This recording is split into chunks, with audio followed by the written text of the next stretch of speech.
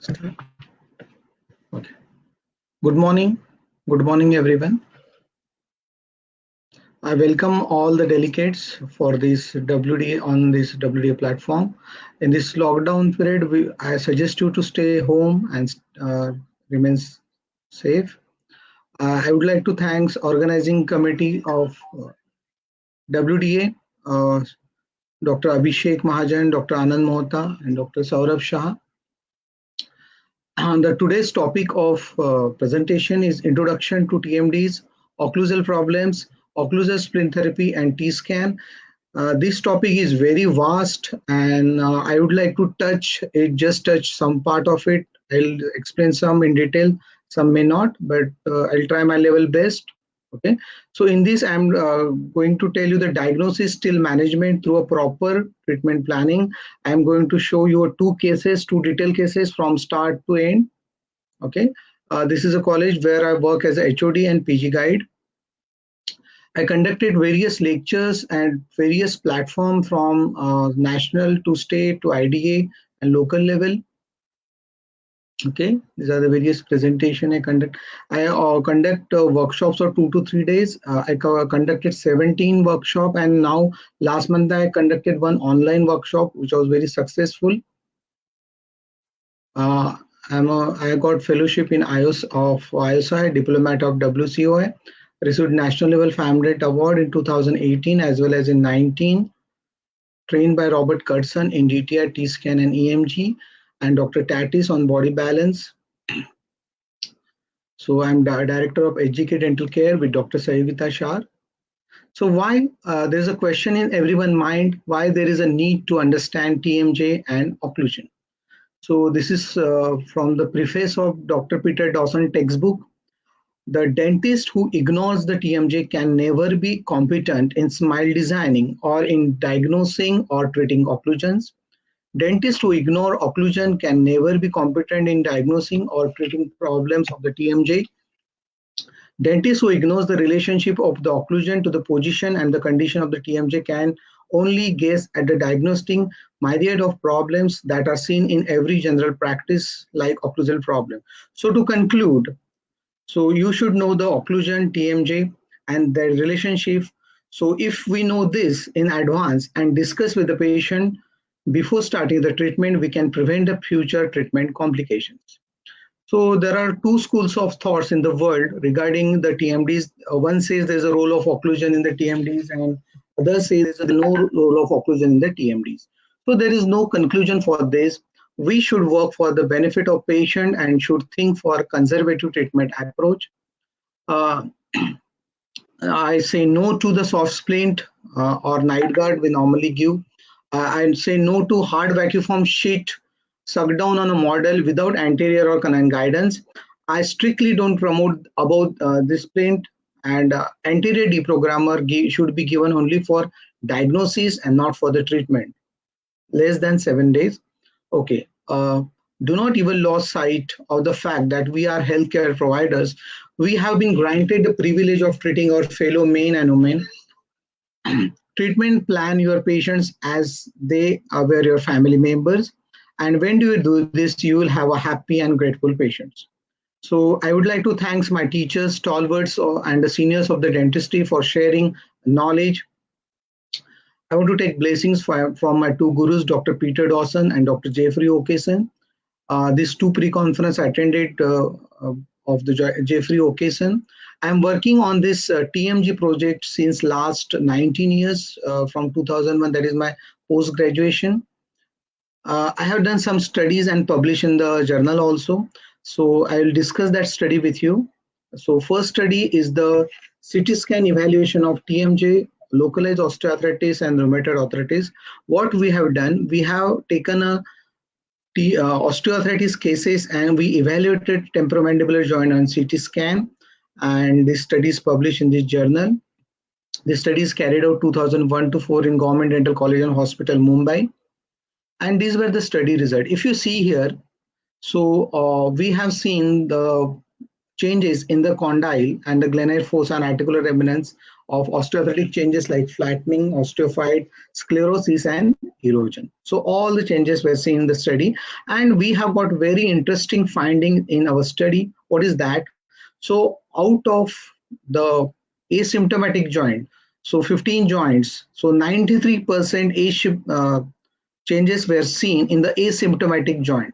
So this was very interesting finding, and this tells us that we should treat a painless joint also, because pain is the only symptom we can. So pain is not the only criteria or symptom to treat, because if you don't treat the TMD, whatever the patient is coming to you, then it may progress to the next level.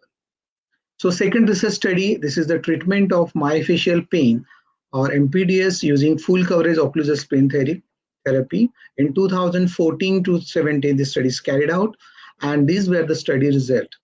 Now what we have seen in the study, so it nearly took, if you see here, all these 3 months, 1 month, 2 months, so nearly it took 3 months to deprogram the muscles. And here you can see the VAS score, pre-treatment VAS score, which was 8 and coming to the 2. Okay, here 10 to 2. So it nearly take 3 months or less or more to deprogram the muscle. The third research study is etiological factor in the TMDs.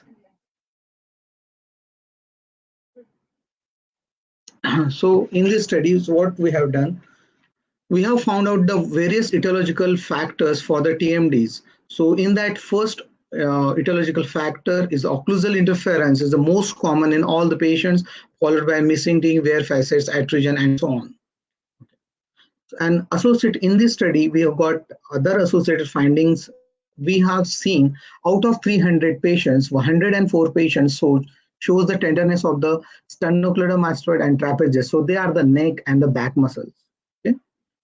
So is there any correlation between TMDs, neck and back pain, or fibromyalgia? So if you see, this is from the Dawson text. Okay, this is from the Dawson's text, and this is the sternocleidomastoid muscle. Okay, and palpate this muscle like this. What it says, the occlusal disharmony is maybe one of the factor in the neck muscle pain. Okay, this is again from the Dawson. What it says, the trapezius, you say the come to the back muscles. So trapezius. So there is a relation of the neck pain. The occlusion is related. Many cases it is related to the neck pain. And height area is very important. So the digastric and the height muscles are often involved when the deflective occlusal interferences cause the mandible to posture forward to avoid the interferences. So the mandible comes forward, the protruded jaw position to achieve the maximum intercuspation. Many patients develop forward hedge posture response to occlusal deflection and use this muscle as an aid to relieve the lateral pterygoid muscle. Okay, so occlusal interference causes hyperactivity of this muscle, and this muscle stabilize your head. They may contract and they may relieve the lateral pterygoid muscle. You can test this involvement by ascertaining if the anterior deprogrammer relieves the discomfort. So if you give an anterior deprogrammer in this case and pain relief, so it shows the relation. So these are the supraoid and infraoid group of muscles which helps in the depression of the mandible. You can see here, depress the mandible and elevates the height bone. So if you see this first figure here, the head this straight. If the head comes 2 inches forward here, so 1 inch for every inch forward position, it can increase the weight on the spine by 10 pounds. So here the 12 pounds, here 2 inch 32 pounds, and again 10 inch 42 pounds. So every inch of the head is forwardly placed, it gives more weight on the spine and cause the problem. So what are the dangers of the forward head posture? The head moves forward, shifting the center of the gravity. To compensate, the upper body drifts backward. To compensate, the upper body shift the hip tilt forward. So the forward head position can be caused not only for the head and neck problems, but also the mid back and the low back problems. So mykinetic chain reaction. So if you see that this is a normal skeleton here, and if the head and neck involvement is there, how it affects our full body? Because in our body there are chains, mykinetic chains. So all the muscles are interconnected with each other, known as mykinetic chain. Okay. And all the muscles, all the bones of the body are interconnected by the muscle like this also. So if the one group of muscle is affected, it leads to other group of also muscle also get affected. So we decided to do the same study, and this study we completed in 2019 under MUHS, and the study title was Evaluation of Dentition Status and the Temporomandibular Joint Disorders in Neck and Back Patients. And we wanted to find out correlation between neck and back pain with dentition status and the TMDs. And these were the study results. So what we found, the out of 300 of neck and back patients, we found there is a TMD patient in all the cases, as well as there was an abnormal dentition in the form of all these factors. So, and again, what we had done, we had given a splints of full coverage occlusal splint to this patient, and patient neck and back pain relief. So it shows a correlation. So this is an ongoing research study going in our department. This MRI evaluation of disc displacement and pre and post occlusal splint therapy. So to understand signs and symptoms of patients, I am showing you some video testimonial of my own patients, because whatever the symptoms what we see in the textbook, the TMD, they may be more. So we'll see how the symptoms and how we misdiagnose and that. So before starting the cases, I want to tell you whatever the cases which are showing here is not to disrespect or hurt any specialty, or as patient is having signs and symptoms or other than oral cavity, but etiology of it lies in the teeth and orofacial region. So dentists are the best person to treat it. So we respect all the medical specialty. So we coming to this chart. Now this chart is you can say a brief of the orofacial pain textbook bells. Now, orofacial pain are broadly classified into axis 1 here. You can see axis 1. Till this area is the axis 1, this primary dental pain, referred dental pain, and this DD of orofacial pain is axis 1, and axis 2 is a psychological conditions. Okay. Now, primary dental pain includes tooth sensitivity, pulpitis, periodontal pain, cracked tooth syndrome, galvanism, pain due to pulse tone, pain due to pulp necrosis, mucogingival pain. Referred dental pain is what? The pain is in the tooth, is your patient will feel the pain in the tooth, but the source lies somewhere. Okay. So the tooth is not the primary site. Okay. So if the caries is there, tooth is paining, that is the primary dental pain. But the caries is not there, still the tooth is paining, and the pain is referred from the muscle, from the, you can say, neurovascular origin. So we'll see, I'll show you some detail in the next few slides. Okay.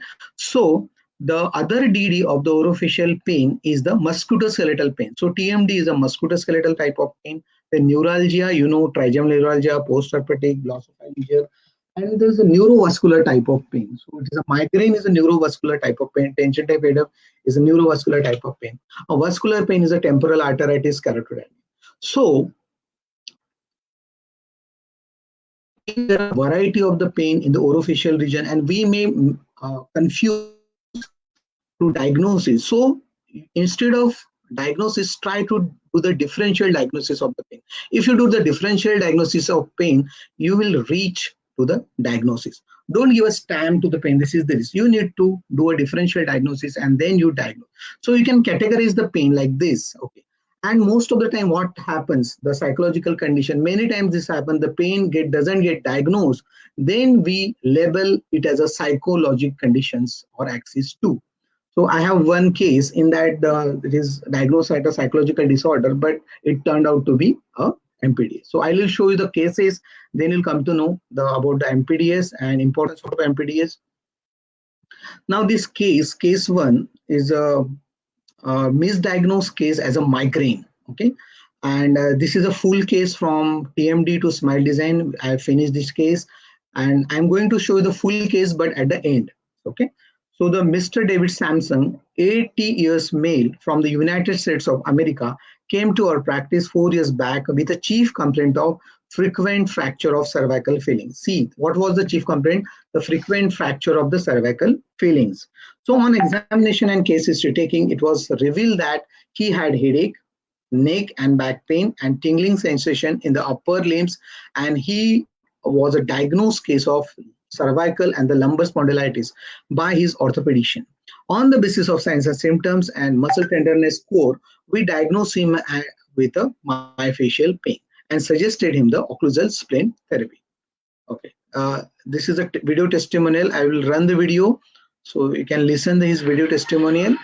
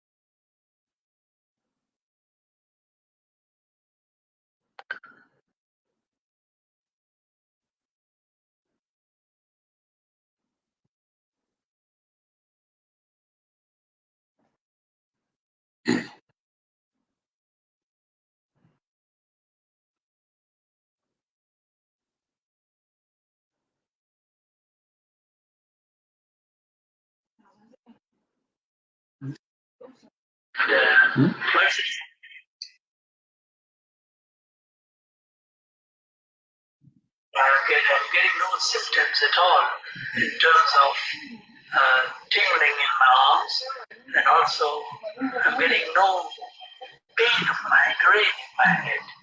I had a kind of a migraine head. It was something like heaviness in my head, and I was feeling, I felt as if I never had a rest, a peaceful night of sleep. So once we used the SPLINT, I found a complete difference, and I just cannot now live without the SPLINT. Hi, my name is David Sampson. I'm from the United States of America, and I came to Dr. KSHAR some 4 years back. Then he gave me some treatments and an implant and a what is it called? Splint for my upper tooth. Prior to that, in America, I had a lot of problems with my neck muscles and my neck vertebra, C4, C5, C6, and also in my lumbar, L3, L4, and L5. I was also getting tingling to my arms.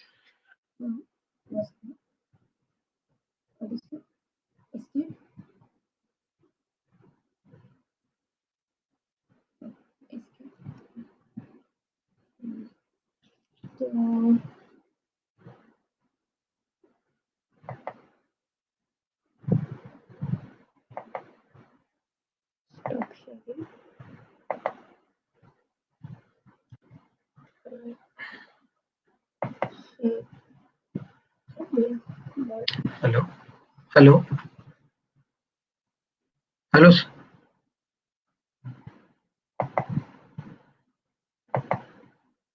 Hello.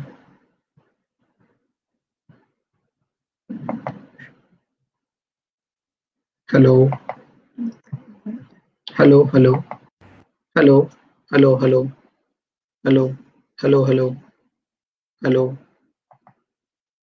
Hello. Hello. Hello. Hello. Hello. Hello.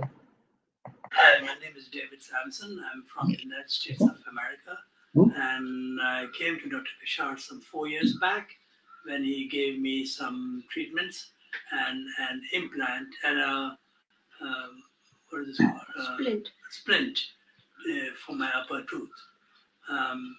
prior to that, in America, I had a lot of problems with my neck muscles and my neck vertebra, C4, C5, C6, and also in my number L3, L4, and L5. Once I started, I was also getting tingling to my arms, with pain extending, with tingling extending right down to my middle finger. First, it started on my right arm, and then it moved over. After some treatment, it moved over to my left arm. They did some physiotherapy treatments in the US with the extension of the neck and increasing of the weight on the neck, and that alleviated the problem. But I have been having discomfort even though the pains have gone. When I visited Dr. KSHAR, he gave me this, advised me to put a splint. I thought this was really funny, but once I started using the splint, it first alleviated all the pain, and I'm getting no symptoms at all in terms of tingling in my arms, and also I'm getting no pain of migraine in my head. I had a kind of a migraine head. It was something like heaviness in my head, and I felt as if I never had a peaceful night of sleep. So once I used the splint, I found a complete difference, and I just cannot now live without the splint by using the night guard. Also, I find that my orthopedist has done this X-ray of my repeat X-ray of my neck and back, and he has shown a distinct difference in the structure of those vertebrae. And really, there's a real change in morphological change in the whole spinal structure. I feel that my posture has also improved, and I think this is all associated with the night guard. When I came now to Dr. KSHAR today, and he gave me this insight to this whole thing, and now I can link it clearly to the guard which he has inserted in me. I'm going to, and this is the guard which he put in me. This is for the upper tooth. I place it like this, and just now I just cannot go anywhere without the guard. And if I have forgotten this in my home, I go back and retrieve it, and then I go to my daughter's house or to anybody's house. So he's going to make some change. The guard is perfectly fine in the beginning. Okay. So if you see in this case, the patient was complaining of tingling and sensation of the arms, neck, back pain, and there was a posture problem also, and headache was there. So all this is what diagnosed, because he's 80 years, and at this age also he was having all this problem, and these problems were misdiagnosed and mistreated for a long period of time instead of the diagnosis. That's why I written misdiagnosed as a migraine. Now if you see this, the treatment case here, photo. So if you see what is the problem, you can see the patient has came for with a lot of cervical fillings. The cervical has come for the cervical fillings, and if you see all the cervical areas, there are fillings everywhere. But he was getting it repeatedly done, but no dentist diagnosed his problem and treated it. But if you see here, what is the problem is a canine. So there is no canine guidance, because canine is in a crossbite. So there are the interferences, and that is a problem. I diagnosed the problem, done the filling initially, give the full coverage splint, heavier for 3 years. Then when he came back, I told him what to do, and he got ready for the full mouth rehab.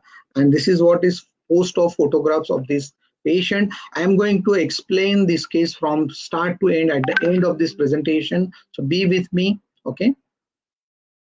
This is a second case, misdiagnosed as a psychiatric condition, okay? And he was taking a treatment for 3 years, 10 tablets per day for 3 years. He was an engineering student, and his complaint was TMJ pain, clicking and locking of joint, headache, ear pain, eye pain, neck pain. And he has visited all the specialists to take the treatment for the 3 years, but he doesn't get relief. And then someone referred to me, and I treat this case with the help of SPLINT. So I'm going to show you the 5 years follow-up of this patient. He has taken psychiatry treatment, trigger point injection, steroid injection, many physician and dentist consultation, also done the brain MRI. So let's see the video of this patient. My problem is from my TM joint.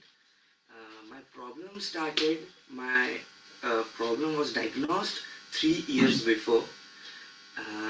I have attended many medications, many doctors over my place. I saw. But I haven't got the expected results. That was just like a temporary cure. My pain was actually related to this part. My pain used to start from my TM joint. There was a clicking sound. Actually, initially, when I was in my class, I found my jaw got locked. And that time I was very shocked, and it was like a very rare case. I haven't seen such problems before. And I was thrilled, I was shocked what had happened. In that pain, in that shocked state, I forcefully opened my jaw. And that time, the very first time I found that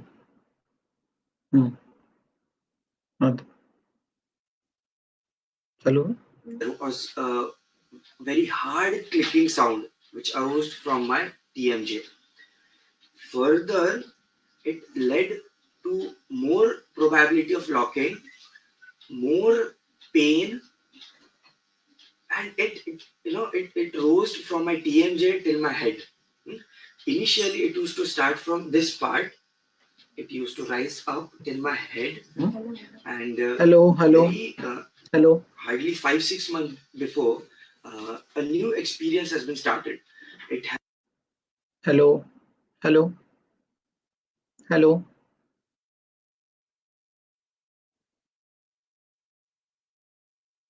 Internet session.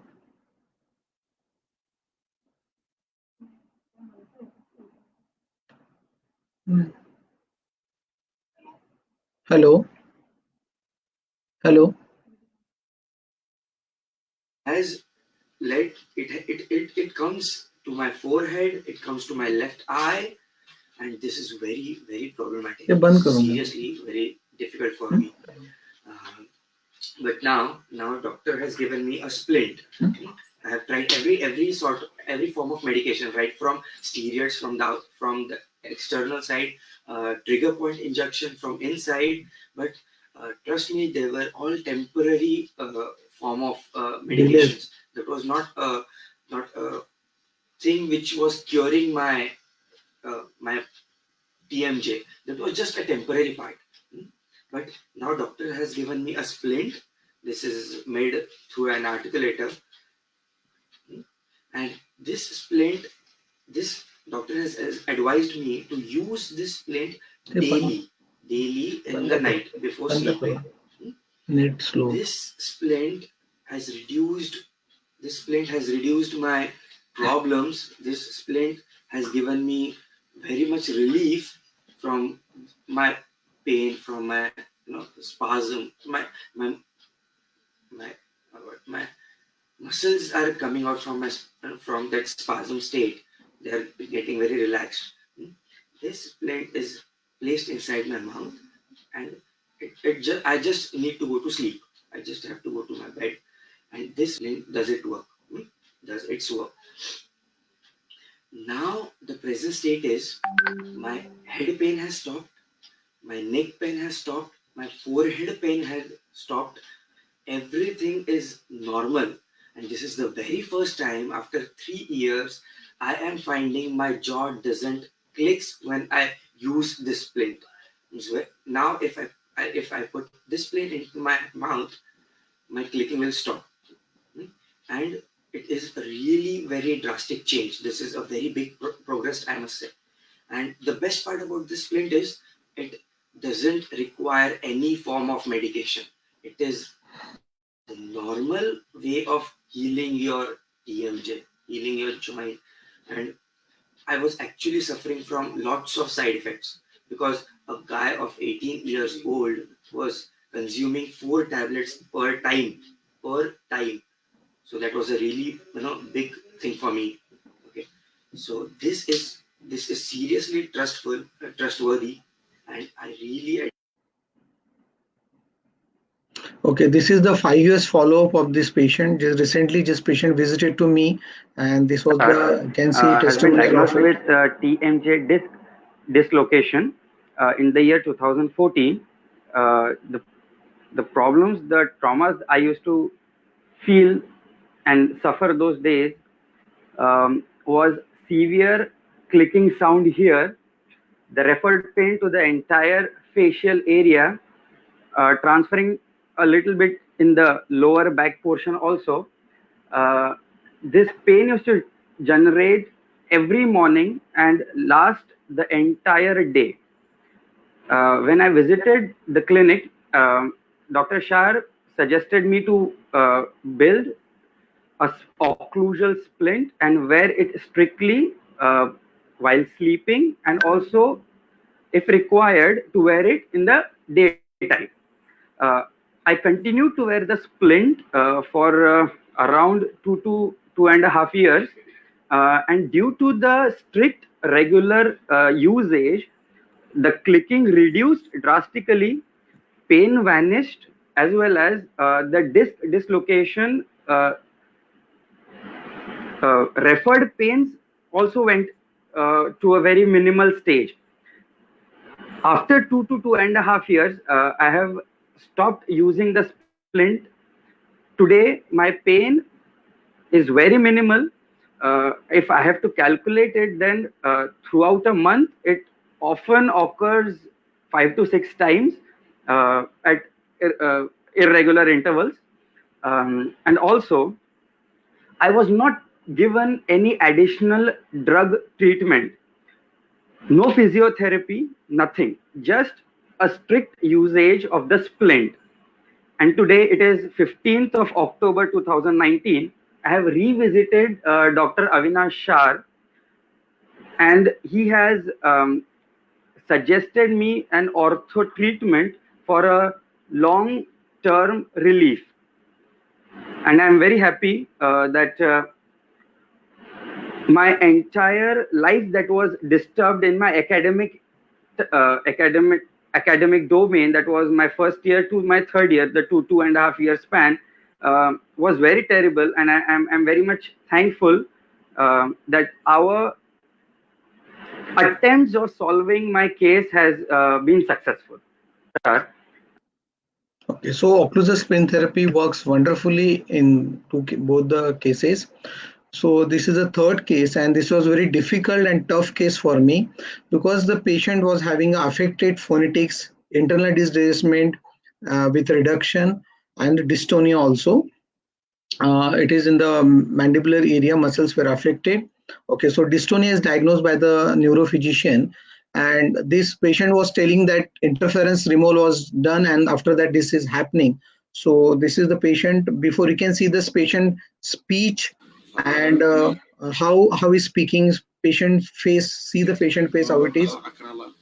Patient is not able to open the mouth completely, and he's not able to do the free tongue movement also. So that's why his speech was affected.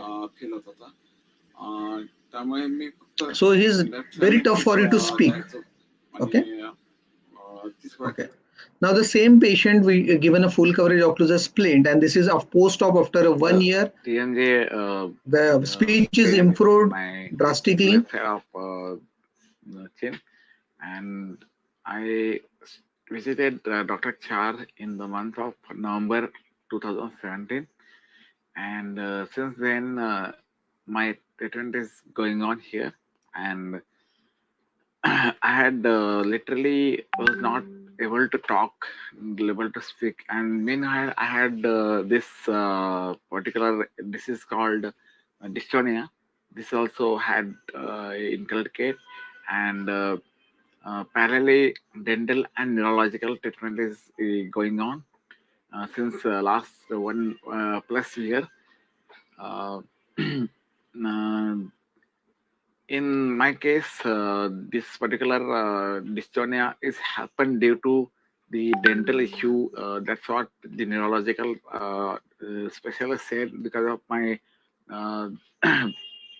the complete the position of jaws and positions of the mandible is not in the natural way what it's supposed to be, So and we that is can see why the affected speech is hearing improved. And this was the MRI report of the patient. He has done the MRI of the brain, suspecting the paralysis or hemiparalysis or like that, but all the reports were normal.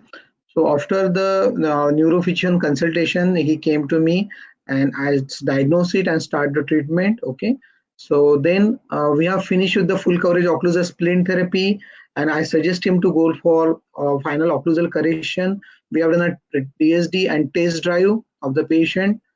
This is the before one. This is the after. You can see proper occlusion. This is just a temporization, you can say, without tooth preparation. Okay. Proper canine guidance is there. The lower anterior teeth were anterior that rebuilt. Okay. Anterior guidance proper. Okay. This is there was a palatally there was a gap which is restored on the in temporization. You can see here it's addition of the protein.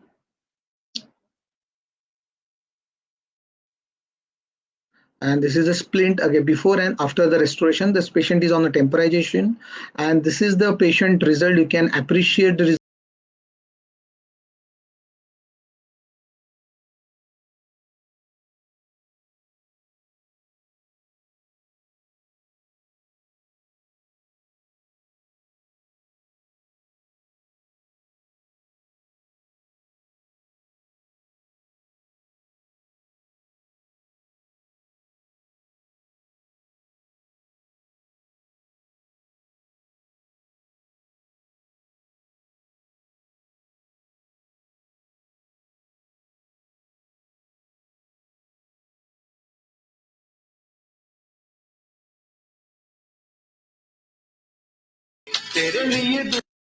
So you can see the drastic change in 2.5 years, and many neurophysician and orthopedician fail to diagnose the problem and treat it. So dentist, as a dentist, we can treat this problem if you diagnose it properly. So this you can see the patient face how it is improved drastically. Okay, and most important was the patient's speech, and that is improved drastically. This is the fourth case I want to show you, which is diagnosed as a trigeminal neuralgia, and patient was taking treatment for the trigeminal neuralgia since last 8 years, and there was no relief on inner pain. So neurophysician suggested to go for a brain surgery, and then I diagnosed the case. Okay. क्या तकलीफ हो रहा है आपको? मेरे को sir इधर neuro का प्रॉब्लम बताया था डॉक्टर ने। 7-8 साल से ये प्रॉब्लम है, इधर दर्द है। फिर मैंने पूना दिखाया डॉक्टर को, उन्होंने न्यूरो को दिखाया। और क्या क्या तकलीफ था आपको? सर दर्द और दूसरा क्या? ये इधर से पूरा पेन करता था, ये यहाँ तक पूरा इधर एकदम डेंजरस करंट आता था। तो फिर मेरे को न्यूरो सर्जन को दिखाया पुणे में, फिर उन्होंने मेरे को गाबा पेन करके एक टेबलेट दिया। फिर उससे भी मेरे को पेन ठीक नहीं हुआ, तो उन्होंने सर्जरी के लिए बोला इधर। तो फिर मैंने 3 हफ्ते ब्रेन सर्जरी के लिए बोला। फिर मैंने इधर 3 हफ्ते पहले डॉक्टर अविनाश को दिखाया। उन्होंने एक ही छोटा प्लेट दिया मेरे को लगाने के लिए, उससे मेरे को रिलीफ है थोड़ा पहले से। अभी गाबा पेन हमने बंद कर दिया। फिर उसके बाद अभी डॉक्टर अविनाश ने मेरे को बड़ा प्लेट दिया है लगाने के लिए, ये प्लेट दिया है लगाने के लिए। तो या फिर आपको तकलीफ कितने सालों से है ये वाला? जो मेरे को 8 साल से। 8 साल से। हाँ जी। और आप गाबा पेन कितने सालों से ले रहे हैं? 1 ईयर से। 1 ईयर से ले रहे हैं। और गाबा पेन से भी कभी कभी लेने के बाद भी दर्द कम नहीं होता था। मेरे को दर्द होता था दर्द। अभी मैंने गाबा पेन बंद किया है, तो ये अभी बड़ा प्लेट मेरे को दिया डॉक्टर अविनाश ने, ये लगा के देख। So you have seen this case, how the diagnosis is important, because if you don't diagnose you cannot treat. Okay, so this is the intraoral picture of this patient. You can see how the patient teeth are there. These are the missing teeth on this area, and deep bite. Patient is having splaying of the teeth is there. Posterior interferences. Okay. So you need to do the case history and clinical diagnosis, examination, and the clinical diagnosis. That is very important in every case. Okay. So this was her reports, prescription, taking a Tegretol. Okay. And this is her MRI report showing the vascular leaf of the left superior artery in abutting the cisterna segment of the left trigeminal nerve with no evidence of mass effect. So MRI of the brain. This is the fifth case. In this case, the patient is coming from Vishakhapatnam to me, and she suggested the temporomandibular joint surgery because she was having the 22 millimeter of the mouth opening. Okay, the surgery again remains a last option in every case because we need to do initially we should work conservatively. So many cases I have done many cases like this with the reduced mouth opening. So if you start with the deprogramming and patient get results, so you can avoid the trauma of the surgery. In few cases, if it is not happening, you cannot deprogram and mouth opening, then the surgery is the last remedies in that case. Okay. So you can see this patient testimonial, what she's saying. The disc dislocation of both my jaws. The dislocation was major in my right jaw and was at initial stage in my left jaw. I had issues in biting food. I couldn't have proper bite. I couldn't chew. Chewing was painful. My mouth opening was considerably reduced to around 20 mm. I had frequent headaches, backache, neckache, and I couldn't yawn. So basically, any movement with my jaw was quite painful. So I was suggested surgery, but just to avoid surgery, I was exploring my options. With joint surgery? With TMG joint surgeries of both my jaws, but just to avoid that, while exploring my options, I was suggested to visit Dr. Avinash, and I visited him in the month of October, during which he started my SPLINT therapy. I have been wearing SPLINT for 3.5 months now, and the changes, there are quite a few changes which I can see. My headaches have reduced. If I don't wear SPLINT, my headaches come back, but while wearing SPLINT, my headaches have reduced a lot. I'm not having any extra pains at my limbs, my back, my neck. My bite has increased to 33 mm now. My bite has improved. My both the jaws are having a better contact. Earlier, I had to push food inside my mouth. Right now, I can at least comfortably eat my food. That's it. So I'm feeling good. You're taking any medication? No, I haven't taken any medication, so that is the best thing. Okay. No analgesic, no painkiller, Nothing. No physiotherapy, Nothing. I'm just undergoing SPLINT therapy. Okay, so this was the MRI report of the patient showing disc displacement with reduction on the right side and disc dislocation, without reduction on the right side and with reduction on the left side. Yeah, So before starting ortho or full mouth cases, you need to check the temporomandibular joint clinically and with the imaging. I'm going to show you that how to check it detail clinically as well as radiographically. Okay, so this is the case that will show the importance of the clinical and radiographic examination of the temporomandibular joint.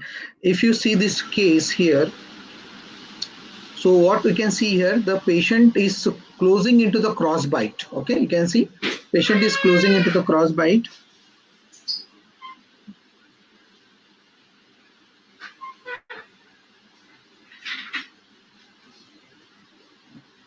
Okay, so okay, and if you see this case, you feel the patient require a ortho treatment, but patient was complaining that the pain in the TM joint is difficult for the patient to chew the chapati also. Okay, so this was the patient clinical photographs when patient reported to me. You can see the crossbite here.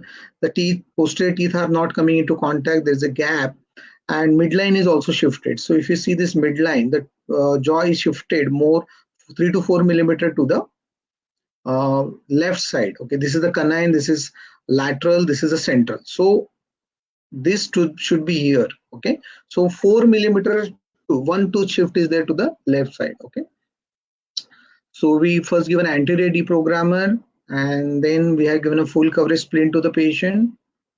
Okay, and see, after full coverage splint, what is happening? There is a change. Okay, so final outcome of the full coverage occlusal splint. So these were the before pictures. Okay, all these are the before. You can see how is the bite with the full coverage occlusal splint. Now the jaw has shifted back to the right side by the 3 to 4 millimeter. You can see this. The way see the canine position. See here the canine where the lower canine is there. Now it is at the edge to edge here. Now it has gone in, and this the jaw has gone to the right side now. Okay, this is the after picture. So crossbite is corrected slightly. Okay, if you see both the videos here, so you can see the neck neck of the patient. You can see the neck, the shoulder and the neck. Okay, so this is slightly corrected again here, and this was the patient occlusal splint. And after 2 months, what is happening when he reported to us? So when we remove the splint, so you can see the crossbite is corrected and jaw has gone back. Okay, so there's a gap here. Again, we reprogram the splint of the same patient. Okay, and you can see here how much the jaw has gone back is nearly 3.33 millimeters. Okay, and once then again the jaw splint is reprogrammed here, and after the full coverage occlusal splint therapy is done, then we started with the ortho treatment of the patient to get a good occlusion, good anterior canine guidance. The ortho treatment is going on. Okay, you can see the final tooth position after the occlusal splint therapy, and the ortho treatment is going on. So this is the next case, the 22 years females with a TMJ osteoarthritis, and again she was advised for the surgery. There was a pain in the left TMJ, difficulty in chewing food, and history of clicking in the left TMJ since last 5 years. So there was a history. So right now the patient is not having the history of the clicking was there. Okay, so you can see here the left joint is affected. You cannot see the round shape of the head of condyle and joint space also. These were the CBCT of the TMJ right side, this, and these are the left side. You can see half of the head of condyle is resolved. Okay, again the left side head of condyle is resolved. Okay, and again we have given a splint to the patient. You can see this clinical picture, interval picture, guidances. Okay, patient was having deep bite.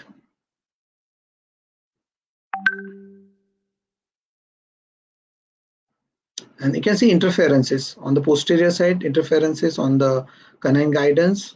You can see working as well as non-working interferences. You can see again this side interferences. So you need to take a proper video. Though this video will help you also as well as to show to the patient. Okay. So interference in the protrusion. And this is the splint we are given to the patient. So all the interferences are removed in the splint, not actually. So splint shows the proper guidances. Okay, so now the patient is wearing a splint, more than a year and patient has a good relief. Okay, mouth opening is also improved. So this cases gives inspirations to all to start with the TMD treatment. So also feel proud that we can treat such cases. So dentists are not only doctors for the teeth and gums, but also we are physicians of the masticatory apparatus or system. So the design of the masticatory systems require a balanced equilibration or equilibrium of all the structure to maintain stability. So masticatory system includes TMJ, muscles, ligaments, and the teeth. So there should be a balanced equilibrium between all these four things. So if you have a one worn off tire of your four-wheeler, so it will affect the other tire and engine. So outcome is affected. The same way, if any of these four components is compromised, it will leads to imbalance the harmony of the masticatory structure. So the neuromuscular harmony depends on structural harmony between the occlusion and the temporomandibular joint. So every case coming to you for the treatment, you need to first check for the stability and instability of that occlusion. So every patient there is need to do examination of masticatory system.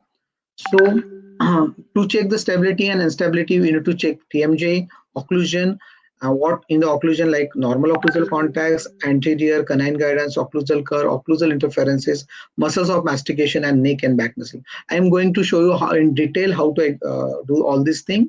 Okay, so how to, when a patient reported to you, how to recognize a patient is having a stable occlusion. Okay, so TMJs should be healthy and stable.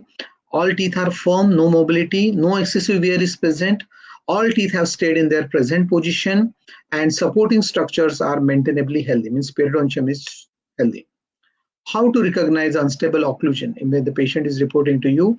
Hypermobility of one or more teeth are there. If excessive wear is there, migration of one or more teeth, maybe in a horizontal shifting, intrusion, supra eruptions. Okay, so this way you can check the stability and instability of the occlusion. So now I'm going to show you the treatment planning in general, but everyone is confused if this case is reported to you, what to do, that case is reported to you, what to do. So I have make a chart, a table form of the treatment. So I'll discuss that with you. So this is the table. So you can place your patient into this category. Okay. So one side are the procedures are there, one side the patient condition. So here the first is if the patient is having normal occlusion with Engel's class 1 occlusion with occlusal interferences, and what are the steps need to be done. So procedures are deprogramming, occlusal equilibration or DTR, orthodontics, diagnostic wax-ups and test drive. Okay. So diagnostic wax-up and test drive, then temporization without tooth preparation, temporization with teeth preparation, final restorations, full coverage occlusal splint and recall, water flossers and recall every after 3 to 4 month clinical as well as the imaging. Okay, so you need to follow the procedures in TMD cases as well as full mouth cases, what we are doing. So suppose we take an example of the normal class 1 Engel's class 1 occlusion with interferences. So you need to do a deprogramming for limited period of time. Okay, so you don't need to deprogram for, you can say, a complete or more than 4 months or like that. So you can do for limited till the symptoms are there. Then after the deprogramming is done, then you can check for occlusal interferences that need to be corrected. Always do the occlusal equilibration or DTR after deprogramming, because I have shown you case how the occlusion changes, because muscles are tired, they are fatigued, they are in a spasm. Okay, so always first do deprogramming and then you start with the active treatment. First you need to relax the muscles, stabilize the joint, and then you need to correct the teeth. Okay, so if you take a next example of normal occlusion with class 2 and class 3 malocclusion with interferences, again limited period of time deprogramming and follow. FMR in general is attrition without TMDs. So if no TMDs is there, then again you need to do a limited period of time this deprogramming and then follow the all the next procedure. You take an example of FMR in generalized attrition with TMD. So TMD is there and it needs FMR also. So first step is the complete deprogramming. Now what is a complete deprogramming? Now patient is complained of the, I show you the cases that complaint of TMJ pain, muscle pain. So all this pain should come down to 0.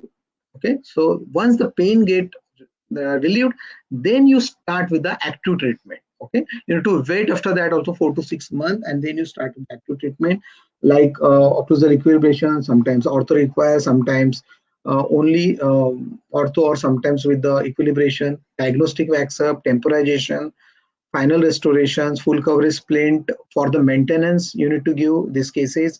Then water flow maintenance splints we need to wear in the night time only. Okay, so these steps you need to follow. So wherever the patient is there, you need to put that patient in this category, and then you start doing the treatment. So TMDs with no teeth, adhesion and spacing. So the teeth are good here, only the spacings are there. So anatomy is good. So first complete deprogramming, and you followed this case with the occlusal equilibration or orthodontics. Okay, so you need to consider your case. What is the case?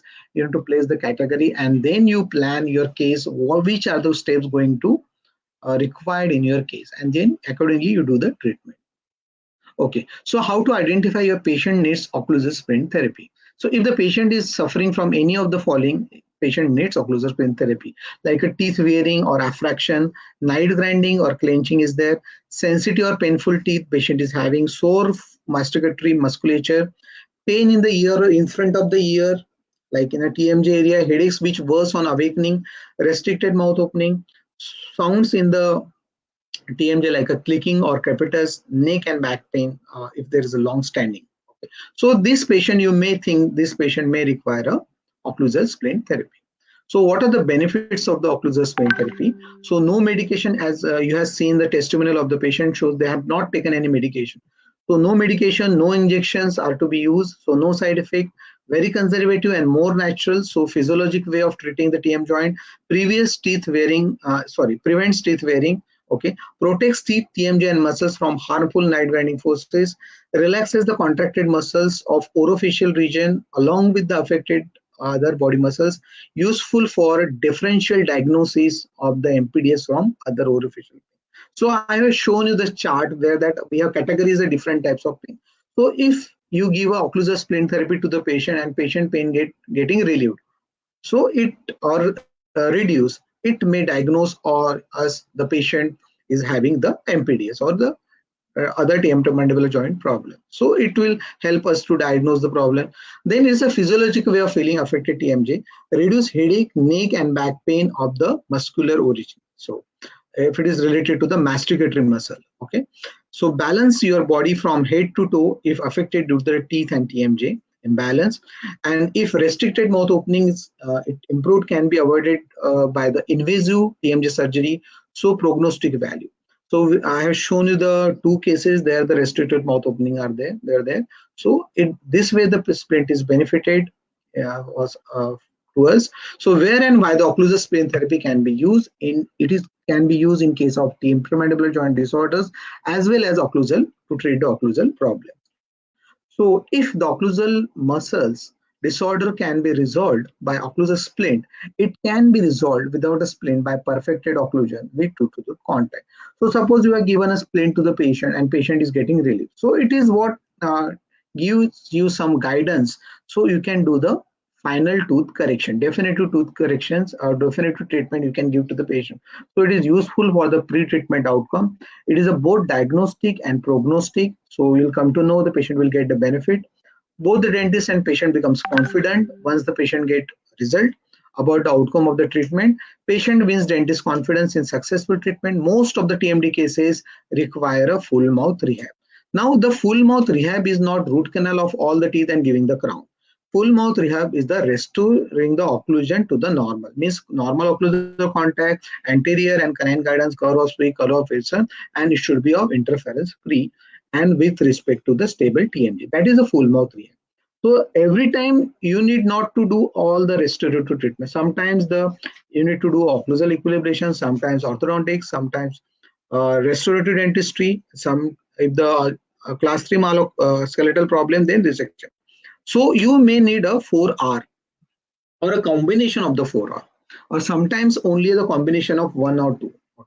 So if not, then you can continue with the splint. If the patient doesn't want the definitive changes in his teeth, then you can continue with the splint with the periodic reprogram. Okay, so this is a video shows why there is a need for occlusal splint therapy. A proper bite is important for the health of your jaw joint, the jaw bones, the teeth, and the muscles. This animation shows how a proper bite, the jaw joint is completely seated in a socket as depicted by the green lines lining up. When the jaw moves, the jaw rotates about that socket position, and during full opening comes out of socket. During closure, when you bite, the joint seats fully back in the socket as seen by the green lines lining up. Another important element of a good bite is called canine protection. In this animation, you'll notice how the canines instantly separate all the back teeth when moving sideways. Typically, jaw problems and tooth grinding occur at night when patients aren't aware of what they're doing. Another important element is the role of the front teeth.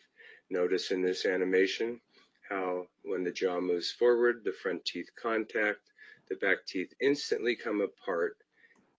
So this is the anterior guidance. When the anterior teeth are into contact like this in a position, there should be separation in the posterior.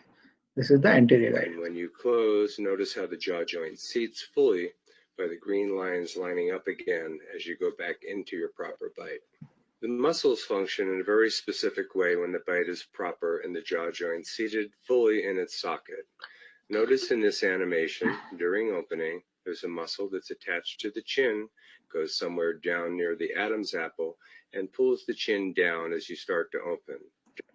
So if you see here, when the patient is opening, so these are the temporalis, masseter, lateral pterygoid muscle, and this is the digastric muscle. So what is happening when the patient is opening? So pink muscle, they are contracted. So there are the two sets of muscle. One is the opening muscle and the closing muscle. So inferior lateral pterygoid and the suprahead group of muscle, they are the opening muscle. During full opening, another set of muscles called pterygoids contract and pull the jaw joint out of socket. These are the only two muscles that should be functioning during opening. During closing, the large blue muscles are the closing muscles, and the large blue one around the side of the head is called the temporalis muscle, where this muscle is often a cause of headaches during nighttime clenching and grinding. In closure, notice how the big muscles take over, bring the jaw joint up to its position in the socket where the green lines line up, and the patient comes back into a full bite. The key understanding here is that the little blue muscle. So here, when the patient is closing, that masseter, temporalis, and medial pterygoid, they are contracted. And inferior lateral pterygoid and suprahead group of muscle, they are relaxed. The pterygoid muscles are completely relaxed, and that's shown in this animation by becoming blue. Your dentist has determined that when you bite, when you're awake, the jaw joint is not fully seated as shown by the green lines not lining up.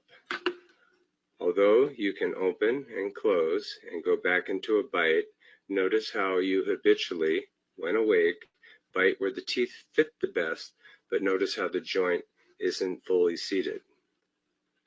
At nighttime, when you're not aware of where you're biting, you have the ability for the jaw joint to go to a different position as seen here by the green lines lining up. Notice in this. So here you can see the joint is seated properly, but here the teeth are not into contact. So there are the premature contact you can see in the posterior area. Animation how only the back teeth contact. This can cause damage to the back tooth, can cause premature crown failure, stress on the bones, and cause the muscles to work in a way that's hyperactive. This animation shows on the left normal muscle function, on the right what your muscles look like as determined by your dentist when you're sleeping and clenching. During full opening, everything looks the same. During closure, when you close, notice how on the right, not only the big closing muscles on the side of the head and the side of the jaw are contracting, but the little pterygoid muscles are contracting because they have to hold the jaw joint out of its proper position. This causes unnecessary stress and what we call hypermuscle activity, and can be a leading cause of headaches, especially in women. The treatment your dentist recommended is a very specific splint or dental appliance that has all the elements of a proper bite. When placed in your mouth during sleeping, this splint, as you close on it, will allow your jaw muscles to do what they normally do for complete health and function. Notice how the jaw joint fully seats. The only muscles that are functioning are the muscles that close your mouth, and the small pterygoid muscles are relaxed. To give you another view of that, we'll back up and review how the muscles are in a hyperactive position, contracting in ways that are. So here the teeth are into contact, but joint is not stable.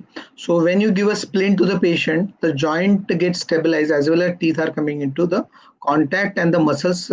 See here, all the muscles are hyperactive. Inferior lateral pterygoid also. All the muscles are hyperactive. Abnormal. The joint is not seated. The appliance allows you to close, and as you close and swallow on it, seat the jaw joint. It has proper tooth contact, and it also has the. So it shows the uniform contact on all the occlusal surfaces. Separating your front teeth if you move forward or sideways. Notice how if you slide. So it is having an anterior guidance. Okay. Forward on the splint, the front teeth touch, back teeth come apart. As you go back into your bite, the joint seats. The final element built into this dental appliance is canine guidance or canine protection. Notice how if you move. So if you see the canine into contact, the rest of the teeth are not into contact. So this is the canine guidance. Sideways, only the canines touch and all back teeth come apart. Okay, on the both the side, working and non-working. Okay, so how the splint works? So it stabilizes the TM joint, it relaxes the muscle, it brings the teeth and the joint in a equilibrate position. So this is how the splint helps to heal the TM joint, to heal the muscle and protect the teeth from the wearing. So full coverage occlusal splint with the anterior canine guidance can do what they can do and what cannot do. This from old article. Okay, so what occlusal splint can do? They can decrease or alter the loading, briefly reduce muscle activity, reduce headaches, intensity or frequency if it is triggered by sleep bruxism, induce myalgia or arthralgia. Okay, so it is only the sleep bruxism related headaches, improves internal derangement symptoms of locking and catching upon awakening, disrupt neuromuscular enzymes that determine TMJ fossa relationship, that is deprogramming, and protect occlusal surface of the teeth and dental restoration from sleep bruxism forces. So what occlusal splint can do? So these things occlusal splint can do. What occlusal splint cannot do? Unload the TMJ by distracting the condyle. So normally this article shows all types of splints. So here I'm only going to talk about the full coverage splint with the anterior and the canine guidance. So it may not 100%, but 50 to 60% it can reduce the load, then retrain the muscles to a less active after the splints is removed. So once you remove the splint, again the problems will start it.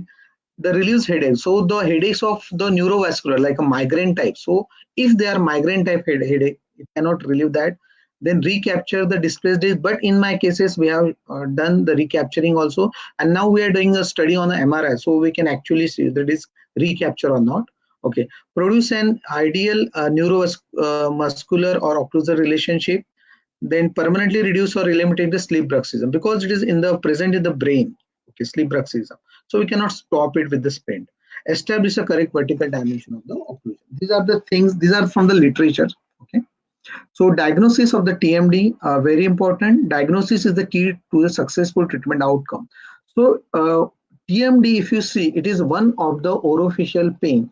So need to differentiate from the other orofacial pain. Okay, first you need to understand TMD. What is TMD? Because once you diagnose, what we think, we are treating the TMD and we are not getting the result. We are using the splint, but we are not getting the result. So first you diagnose the disease. what is it first thing, and you need to use the appropriate splint for it. And if you're using a full coverage splint with a canine and anterior guidance, then it needs a reprogramming at an interval also, then you will get the result. Otherwise we'll blame the splint or to the TMD. Okay, so this is from the orofacial pain textbook, Bells. So this is a classification of orofacial pain. I've shown the chart also in the beginning. So pain are broadly classified into the somatic, neurogenic, and psychogenic pain. That is, somatic and neurogenic are the axis 1, psychogenic is axis 2. Then somatic pain are superficial and deep. Deep pain are the musculoskeletal. So the TMDs comes under the deep musculoskeletal pain, and neurogenic pain are the neuropathic and deafferentation pain. So the TMDs are the musculoskeletal type of pain of the somatic origin. So this is the TMD research diagnostic criteria, and according to the TMD research diagnostic criteria, TMDs are grouped into the three group as a disorder. The group 1 disorder is a muscle disorder, group 2 disorder is a disc displacement, and group 3 is the arthralgia or the joint disorders. Okay, so group 1 is a myofascial pain or MPDS, group 2 is a disc displacement with reduction and without reduction, group 3 is arthralgia, osteoarthritis or osteoarthrosis. So these are the criteria for the IDC TMD criteria for TMDs, and this is the criteria for the myofascial pain. So you can see here what is the criteria: reported pain in the masticatory muscle, pain on palpation at least 3 sides, one of them should be at least in the same side of the reported pain. So according to the RDC TMD criteria, if you see, if the muscle is involved, it is myofascial pain. If the disc is involved, it's the disc displacement. It is classified into 2 types, with and without reduction. Without reduction again subclassified into the 2 types, with limited mouth opening and without limited mouth opening. Okay, so with limited mouth opening is also known as closed lobe, and articular bone involvement is there, then osteo. So these are the 3 main TMDs are there according to the research diagnostic criteria by TMD. That's Dawkins et al. Okay, so I'll slightly going to explain you all the things. So what are the occlusal problems we are facing in your clinics? So patients are having attrited anteriors, loss of anterior guidance, generalized attrition like this, occlusal facets, okay, affractions, this fractured tooth, splaying of the tooth, there's gaps in the teeth are increasing, affraction most important, and okay, then sensitive tooth, sore musculature, then hypermobility of the tooth without a local cause of involvement like a plaque, calculus. Okay, then heavy bone deposition, frequent fracture of the fillings or ceramic layer, frequent decementation of the crown and bridges. So patient complaints of high point in the crown or the restorations, tooth or the natural tooth cusp get fracture. Bone deposition, again I have seen this, cervical fillings, we've shown this case to you. Then again torus, lingular palatal torus. So thinning or fracture of the tooth, failure of the fixed prosthesis, failure of the implant and implant prosthesis, and patient get TMG pain. So have you all might have seen all these cases in your clinical practice over a period of time, but have you tried to find out etiology in these cases or done thorough examination of occlusion or TMG or taken thorough case history? So mostly you may be doing, but mostly the answer from the most of the dentists is no. So if you come to the etiology of the MPDS, is one factor is the stress. And so what is MPDS or myofascial pain? This is, I'm going to show you the animated video. So just TMD may be caused by problems in the joint itself or in the muscles surrounding the joint. Problems in the joint include arthritis, inflammation, and internal derangements. When the problem is in the muscles, the condition is called myofascial pain syndrome. Myofascial pain syndrome is very common and can occur in patients with a normal temporomandibular joint. The syndrome is characterized by presence of hyperirritable spots located in skeletal muscles called trigger points. A trigger point can be felt as a nodule of muscle with harder than normal consistency. Palpation of trigger points may elicit pain in a different location. This is called referred pain. Trigger points are developed as a result of muscle overuse. Commonly, the muscles of chewing or mastication are overworked when patients excessively clench or grind their teeth unconsciously during sleep. The medical term for this condition is nocturnal bruxism. A trigger point is composed of many contraction knots where individual muscle fibers contract and cannot relax. The sustained contraction of muscle sarcomeres compresses local blood supply, resulting in energy shortage of the area. This metabolic crisis activates pain receptors, generating a regional pain pattern that follows a specific nerve passage. The pain patterns are therefore consistent and are well documented for various muscles. Trigger points in the masseter refer pain to the cheeks, lower jaw, upper and lower molar teeth, eyebrow, inside the ear, and around the TMJ area. Trigger points in the temporalis are also associated with headache and toothache from upper teeth. So if the pain from the muscles refer to the teeth, this is known as musculoskeletal type of pain or musculoskeletal type of toothache. But here the tooth doesn't have any problem. Okay, so the pain is referred from the muscle to the tooth. So primary site is the muscle, and you can say the source is the muscle and the site is the tooth. So if you do anything to the tooth, the pain doesn't get relieved. If you relax the muscle, the tooth pain reduces. So it is a musculoskeletal or the referred type of pain. So you have seen many muscles are referring to the different area. That's why the myofascial pain diagnosis is tough, because pain refer to the different parts of the orofacial region.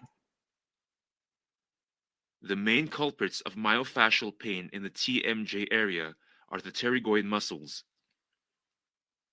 Trigger points in the medial pterygoid refer pain to the TMJ region in front of the ear, inside the mouth, and upper outside of the neck. They may also manifest as sore throats and difficulty swallowing. Pain from lateral pterygoid trigger points can be felt in front of the ear and on the upper jaw. Treatments aim to address bruxism. Okay, so you have seen this video. So pain refers to the different area due to the referral nature or referral pattern of the muscle pain. Okay, so the patient may be complaint of the unilateral dull pain in the ear or the preauricular region. This is the classical clinical presentation of the MPDS pain patient. So pain is worse on awakening. So patient is complaint of pain in the ear or preauricular region on the awakening. Pain is worse on awakening. Tenderness of the muscles of mastication when you palpate them, and limitation or deviation of the mandible on opening. So this is the clinical. Now here the pain is dull pain. This is very important. Pain is dull pain and it is continuous and it is unilateral or bilateral. If you consider this pain with the trigeminal neuralgia, in that the pain is sharp and intermittent.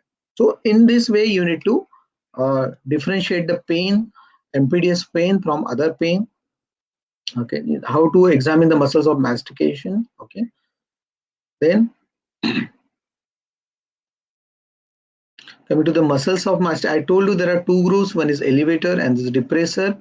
So elevators are masseter, temporalis, and medial pterygoid. Depressors are the lateral pterygoid and suprahead group of muscle. Lateral pterygoid inferior head is a depressor. What is a coordinated muscle functions? Now there are two groups of muscle, one is elevator and one is the depressor. So when the elevators are working, depressor should be relaxed. When the depressor are working, elevator should be relaxed. That is known as coordinated muscle function. So if you see here during opening what is happening, so during opening the inferior lateral pterygoid and suprahead group of muscles, they are contracted, and during closing superior lateral pterygoid and suprahead group of muscles, they are relaxed. Other groups of muscles, they are contracted. So this is known as coordinated muscle function, and this is very important for the harmony of all the muscles and the TM joint. So what you know what is normal tooth contact when the teeth are coming into contact, and if they doesn't cause any mandibular deviation. What happened interference is when the teeth are coming into contact, so mandibular deviate from the path of closure. So either maybe right or left or into the front. That is known as occlusal interference. So it causes hit and slide. So hit and slide maybe in the right, left or to the front region. So why there is a disharmony between the occlusion and the TMJ?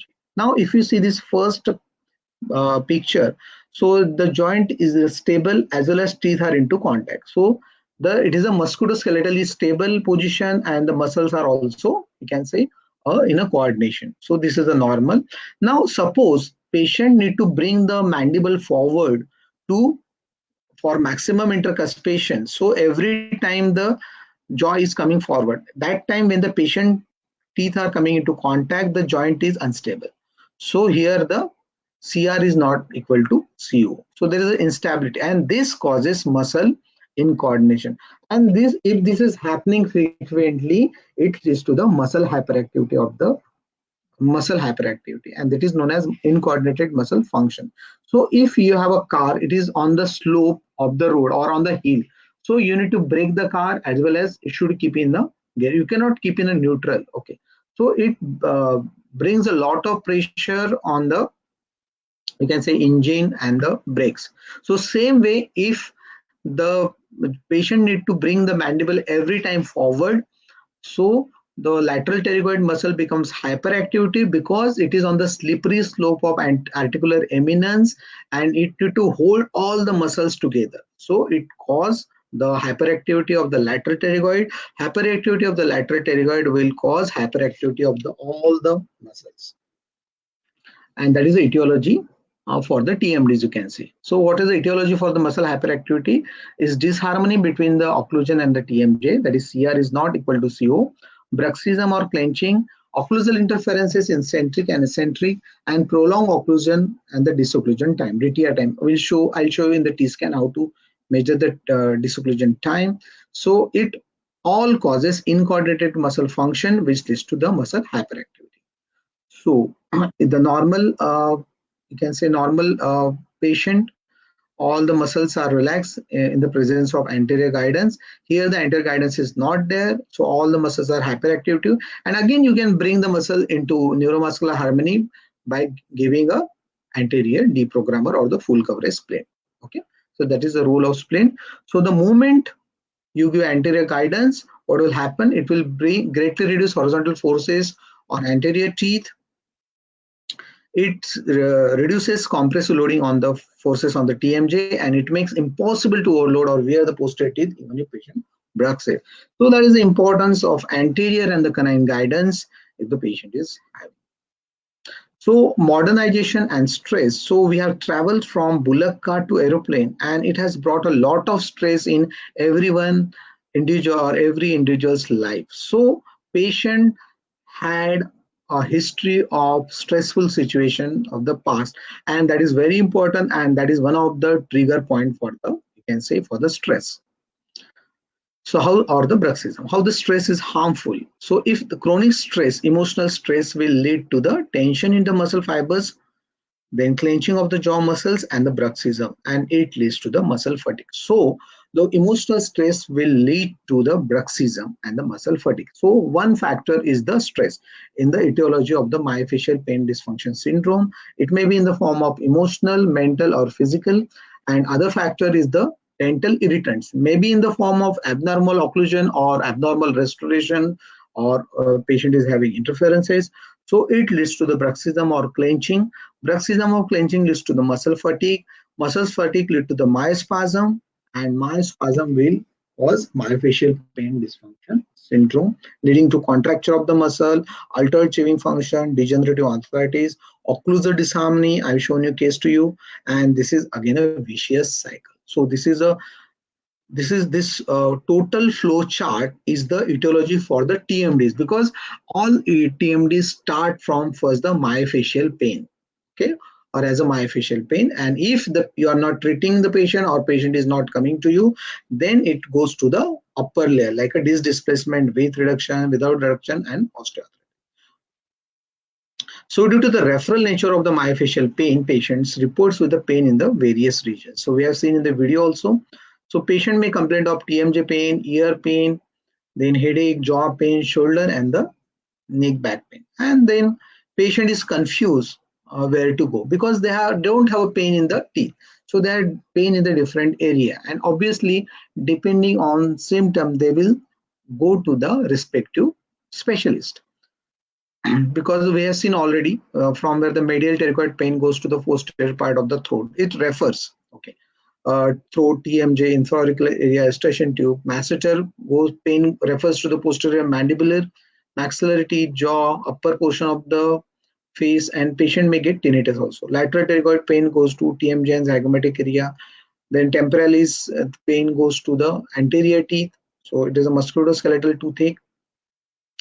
So the patient visit almost all the medical specialists, but no relief in their pain. So due to the referral pattern of the myofascial pain, diagnosis becomes difficult. So they may go to the orthopedician if they have neck and back pain, go to the ENT if they have throat and ear pain, go to the physician if they headache, go to the ophthalmologist if the temporal region pain, may go to the muscular cardiologist for the muscular chest pain. So here you need to be very careful. You need to diagnose it is a muscular or the angina. So on palpation, the pain is there is a muscular. Angina pain is a deep-seated pain, but you need to reconfirm this with the cardiologist. Better to send them the cardiologist get confirmed. Okay, and they have headache, go to the psychiatrist. So we already seen this classification of the orofacial pain, and TMD is a musculoskeletal type of pain. So again, coming to the chart, I've shown this in the beginning and how to differentiate. Now you better understand this chart.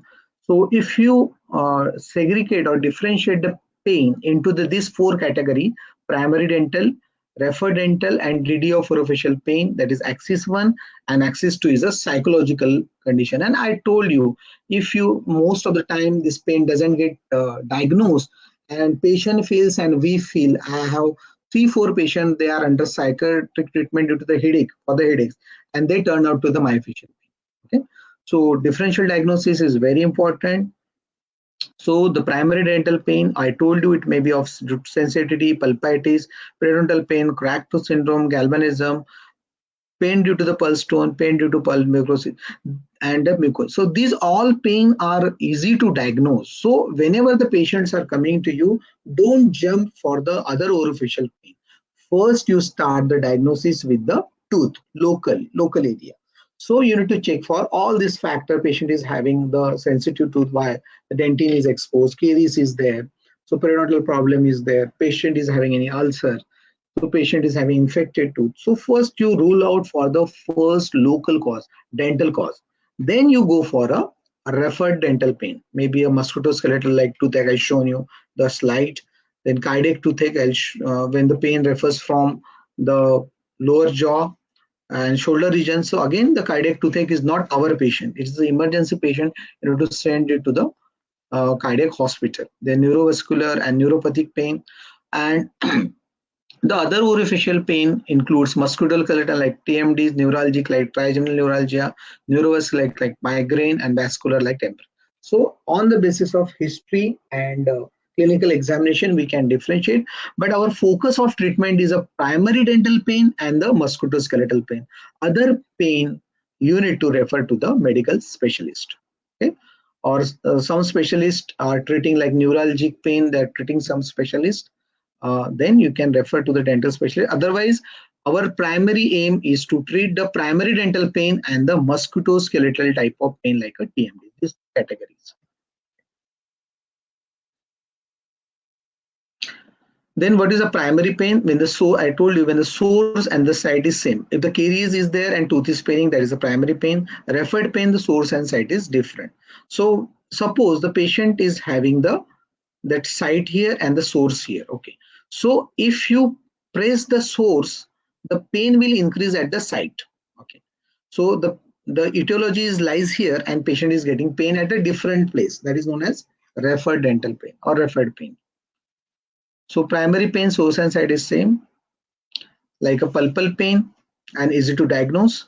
Then referred dental pain, patient may have toothache, but the origin lies somewhere like a trigeminal neuralgia, cases multiple extraction and root canal is done by the dentist without the diagnosis, and once the origin is identified, treatment can be done. So referred pain may be a muscle origin, neurovascular origin, cardiac, or the neuropathy. There's a 4 category. I'll going to give one example like this.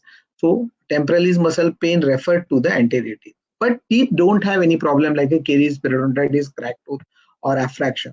So you need to diagnose. Once you press in this area, the pain will increase in the secondary or site area. So you need to treat the source, not the site.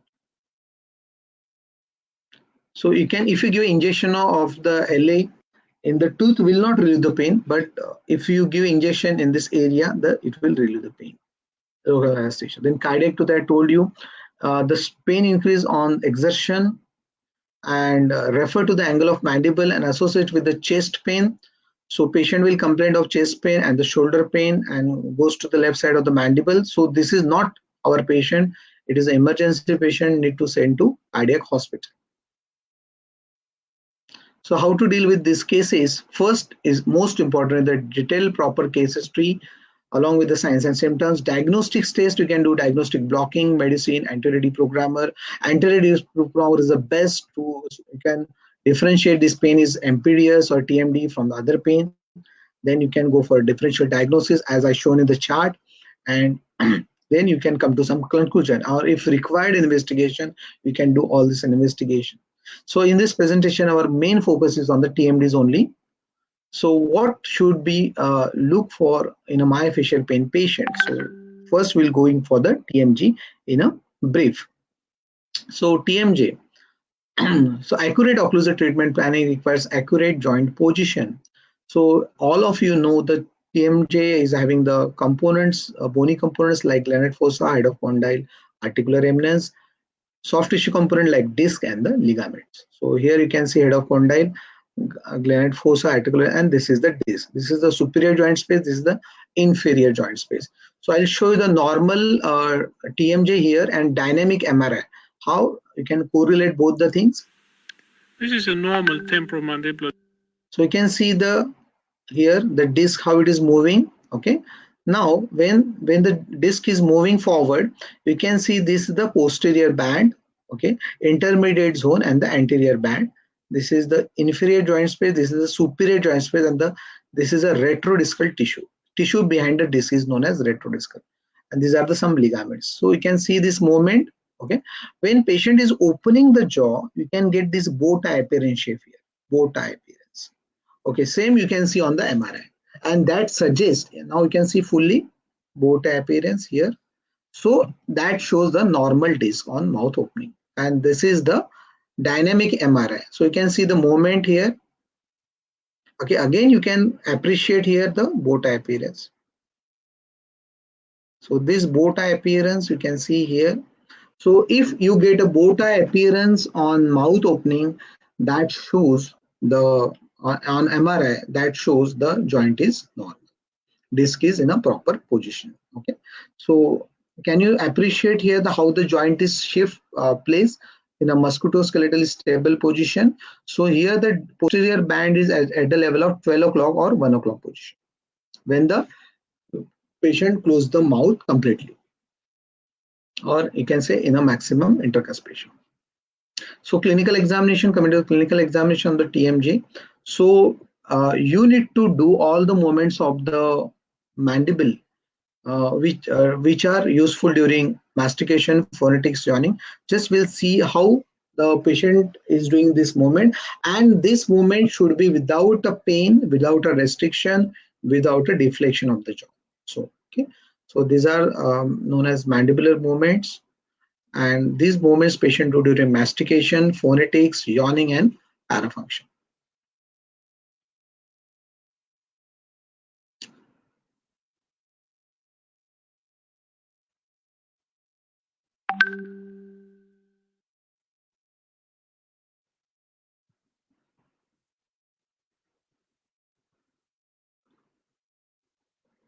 So these movements are known as envelope of motions.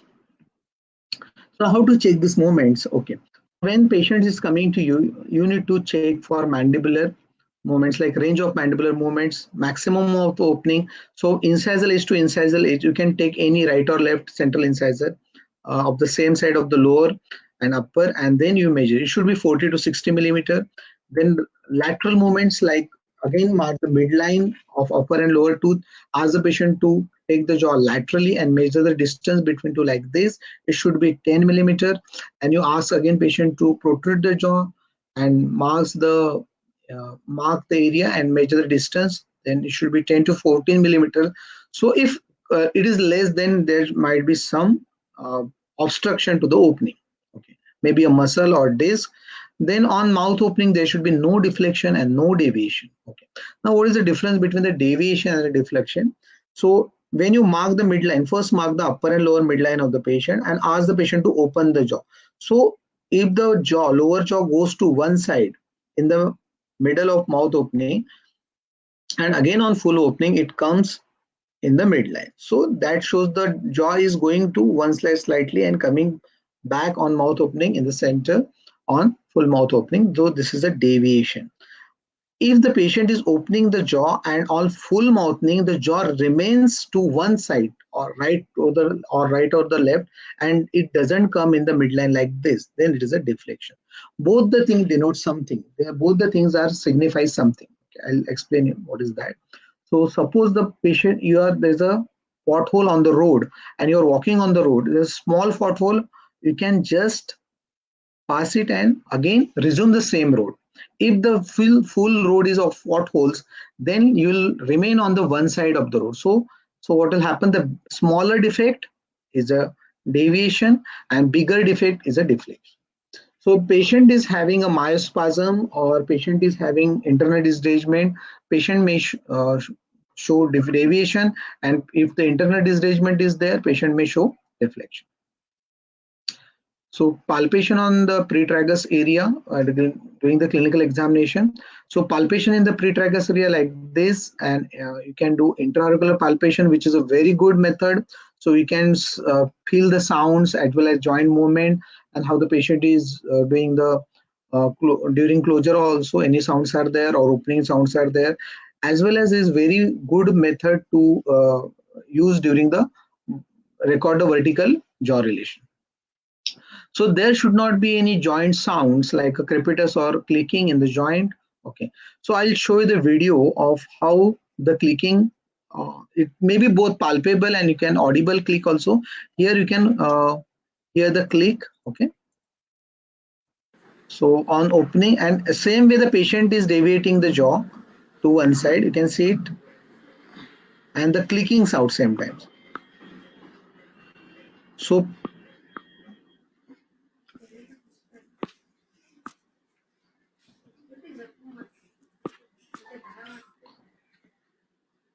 patient is having 3 clicks on mouth opening, 3 clicks on each side, so 6 click, and deviation of the jaw to the right. Okay, so patient is the click is there and patient is deviating the jaw. It suggests the patient is having disc displacement with reduction. Okay, so you can see why the patient get a click. What is the cause of click? So this is the normal TM joint, how the patient moves the jaw here, and I'm showing the patient is having a click and patient is having a disc displacement. What will happen in disc displacement? The disc come ahead, and when with reduction, when the disc come ahead, the head of condyle hits there and it gives a noise, popping noise. So that is known as click. So just see these both the videos together, you'll appreciate it. In this joint, the disc is anteriorly displaced. Okay. And it's reduced on opening. So here you can see the jaw movement, and here you can see the disc is popping, just disc is jumping on the head of condyle. So opening again, this is a closing click. Followed by clicking during closing. Okay.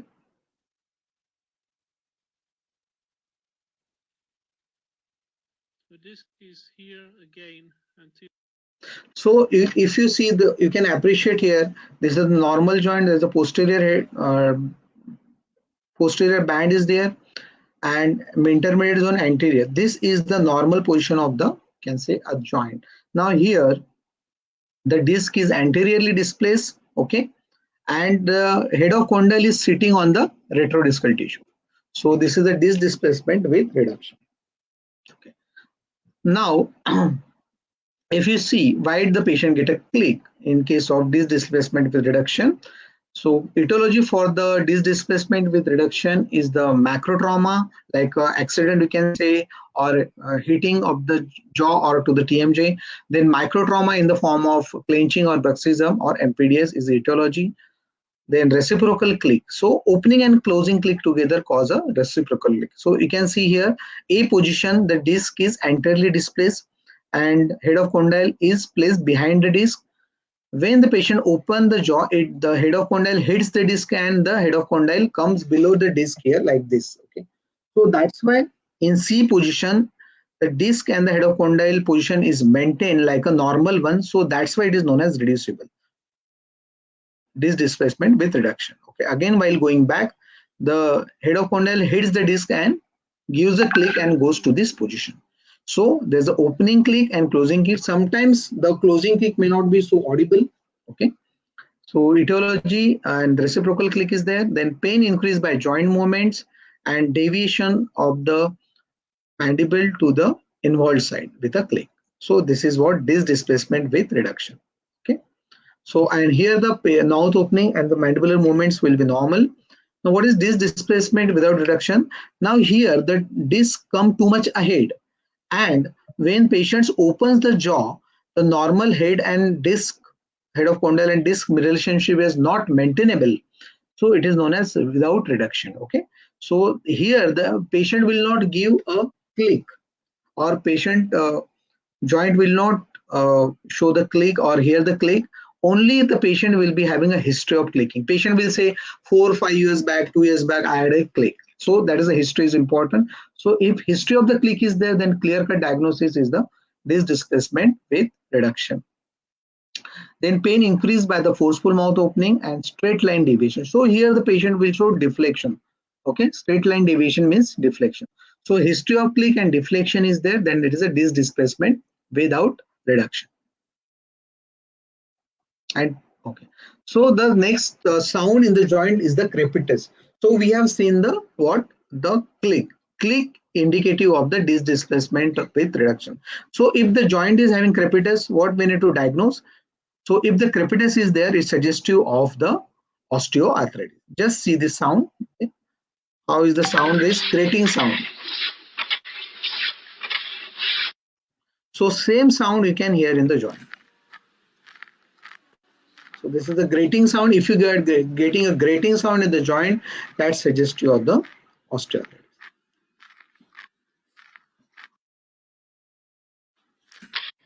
Okay, so I'm going to show the video of how to examine the TMJ. Now we'll demonstrate you how to examine the temporomandibular joint. There are two methods. First is the pre-tragus method, and second one is the intra-auricular method. Now in the pre-tragus method, you just place one finger and you ask the patient to do opening and closing. Open, close, opening. You should feel for any joint sounds, or you should slightly palpate the area, give some firm pressure, slight firm pressure to see any tenderness over the joint. You can also see the movement of the head of condyles going in which direction.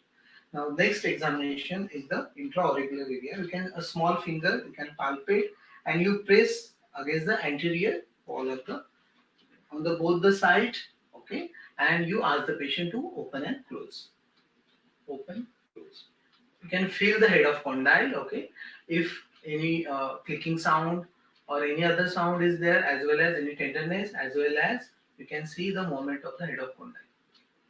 If you stand front of the patient, it will be better. Okay. So why there is a need to treat TMD at any level? Because if you are not treating the TMDs or MPDS or click level, it may go to the upper level or progress the disease. So you cannot prevent the progression of the disease. That's why you need to treat the disease at the early level. Okay. When your jaw is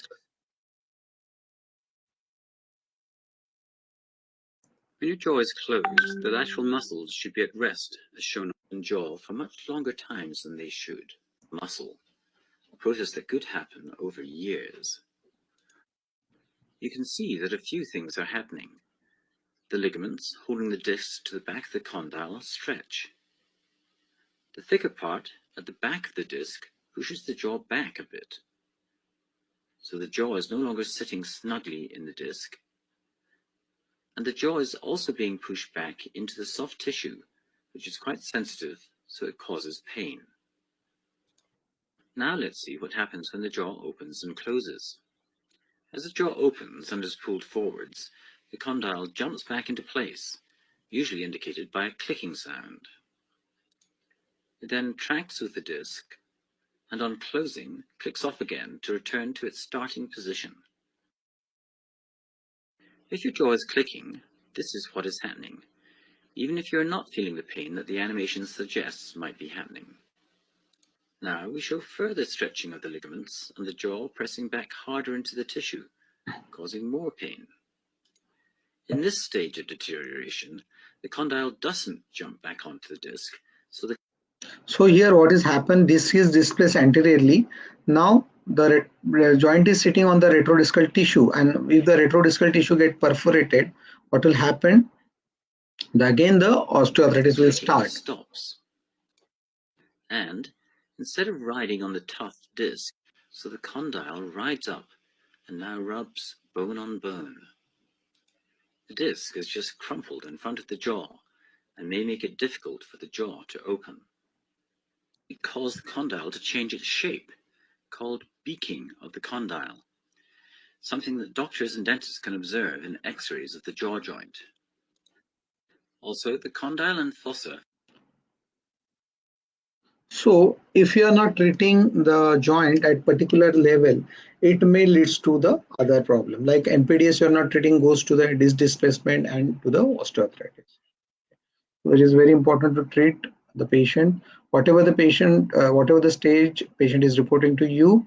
So coming to the TMJ imaging, so for bony component, we can ask for the conventional radiology, CBCT or CT scan. For the disc, MRI is the best. These are the conventional modalities like a transcranial. You can see the radiographic joint space here. And for we can ask for the TMJ on OPG, open and close mouth. So we can see here head of condyle, articular emerald, granite fossa. And best is, again, you can ask for a closed mouth OPG. So this is the open mouth OPG here, closed mouth OPG with an incisal tap. So along with the teeth into contact, you can see the joint position also. Okay, so it's very helpful. Then CT or CBCT, you can see the proper shape of the head of condyle, cortical, any early involvement of the head of condyle by the osteoarthritis, you can see. So this is radiographic joint space, head of the condyle, you can see clear cut cortication, very good normal joint. And this is the sagittal view showing the articular eminence, granite fossa, and the joint space and the head of condyle. So any changes in the shape or internal changes, you can see minute changes on the CT or the CBCT. Then again the MRI or the dynamic MRI, we have seen already seen this, you can advise. So we'll come to know the disc displacement, where it is anterior, medial, or posteriors. So 3D CT shows the joint, 3D joint in the 3D format, okay, 3-dimensional format. So you can see any osteoarthritic changes on 3D CT. Then coming to the clinical examination on myofascial pain, second is the occlusion. So occlusion is everyone interest topic. So we'll combine occlusion with a T-scan, how it is important and how it is helpful T-scan for to see the occlusion. So the normal occlusion we can see for occlusal contacts, anterior guidance, canine guidance, and occlusal curves, and there should be no occlusal interferences. Now, what is CR is equal to CO? When the joint is in a stable position like this, I told you the posterior band should be at 12 o'clock or 11 o'clock, 11:30 o'clock position with respect to the head of condyle. So it is a musculoskeletal stable position, and at the same time teeth are into the contact. Okay, so teeth also shows a stable contact, uniform contact, posterior heavy and anterior light contact. So that is known as CR is equal to CO. Then how you need to check, or how you can check it on the T-scan. Now just I'll brief the T-scan. What is a T-scan? T-scan is a digital occlusion. You can measure the occlusion digitally. Okay, So here you can say the A point is here, B point, C and D. Okay. So A point shows the initial tooth contact when the patient bite on a sensor.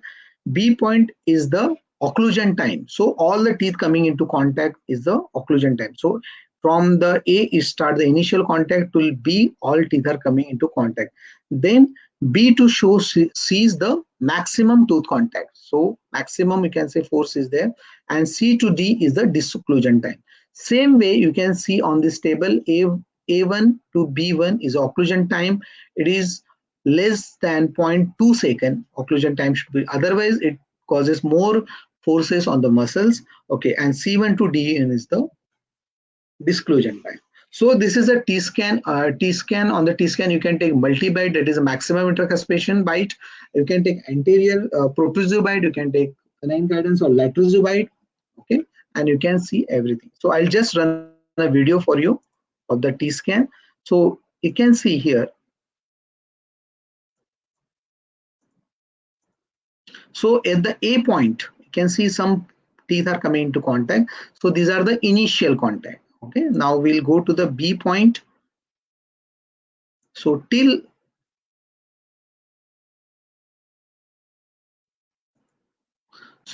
B point, all the teeth, nearly all the teeth are coming into contact except this few teeth.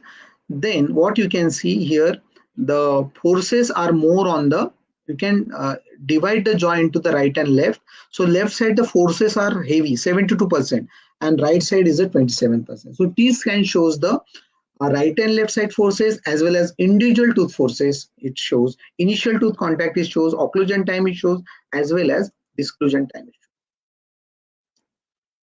And the pink line shows the heavy forces. So there is a this color coding is there, blue to pink. So blue are the normal, you can say, forces, and pinks are the heavy forces. So now the till C, all the teeth shows the contact heavy or light. Okay. So again the 1, 1 and 2, 2, they are not showing any contact. Okay. So the left side forces are coming to 67, right side. So there's an imbalance of the force. And you can see here this line is going, this kite is going here. This shows the where the from where initial to let the jaw, from where to where the jaw is going.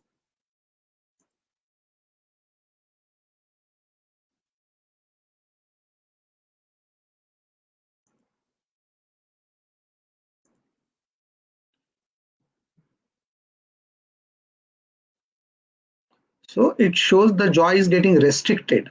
So ideally, when the in the maximum intercuspation, the kite should come in this gray box or this box here. It should come here in this box. But now it is, there is interference. That's why it's getting stuck. Okay. Now if you see here these two teeth 27 and 18, these two teeth are showing too much forces. So tremendous forces on this, and their teeth may be having some adhesion or affraction or occlusal facets. So this way the T-scan is helpful for the multi-bite.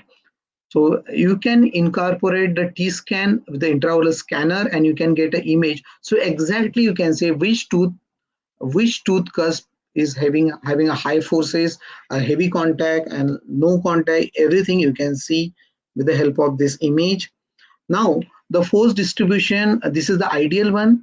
So as the mandible is translated forward when the open, to close into MIP, anterior teeth occlude before the posterior teeth. So anterior teeth come contact first, and there is unless there is an open bite. So ideal force percentage per tooth 6 to 10% anteriors, 8 to 12 premolars, 10 to 16 molars, and you can see it shows the anterior and posterior force distribution. So canine to canine force distribution is nearly 40%, and premolar to molars are 60%. And right and left you can see on the scan it should be nearly 50-50 or 45-50. Okay, so when the patient is already seen in the splint video, when patient is taking the jaw forward, there should be a like this, there should be a gap in the posterior, that is known as disclusion, posterior disclusion, and it should be immediate disclusion. So it is there, it shows there's a presence of anterior guidance. Now, if the canine is into contact like this, if there is posterior disclusion or posterior teeth contact is not there, it is known as canine guidance. This is a working side, and this opposite side is known as non-working or the balancing side. Okay, so how to check the you can say lateral canine guidance on the T scan or disclusion time? So it shows the disclusion time. So how much time is taking the mandible to get, or teeth are getting time to get disoccluded. So again, A is the initial contact, B is the maximum, B is the teeth contact, B to C is again the maximum teeth contact, and C to D is the disclusion time. So C1 D1 is the disocclusion time. You can see here in the table, this table. So it should be less than 0.3 seconds. So if it is more than 0.3 second, then all the muscles shows hyperactivity, that particular side. Okay. So I'll just run the video for it. So initial contact, and you can see the how the jaw is mandible is moving. So again, so B to C.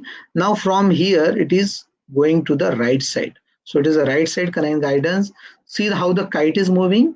So again it's going to the back side. Okay,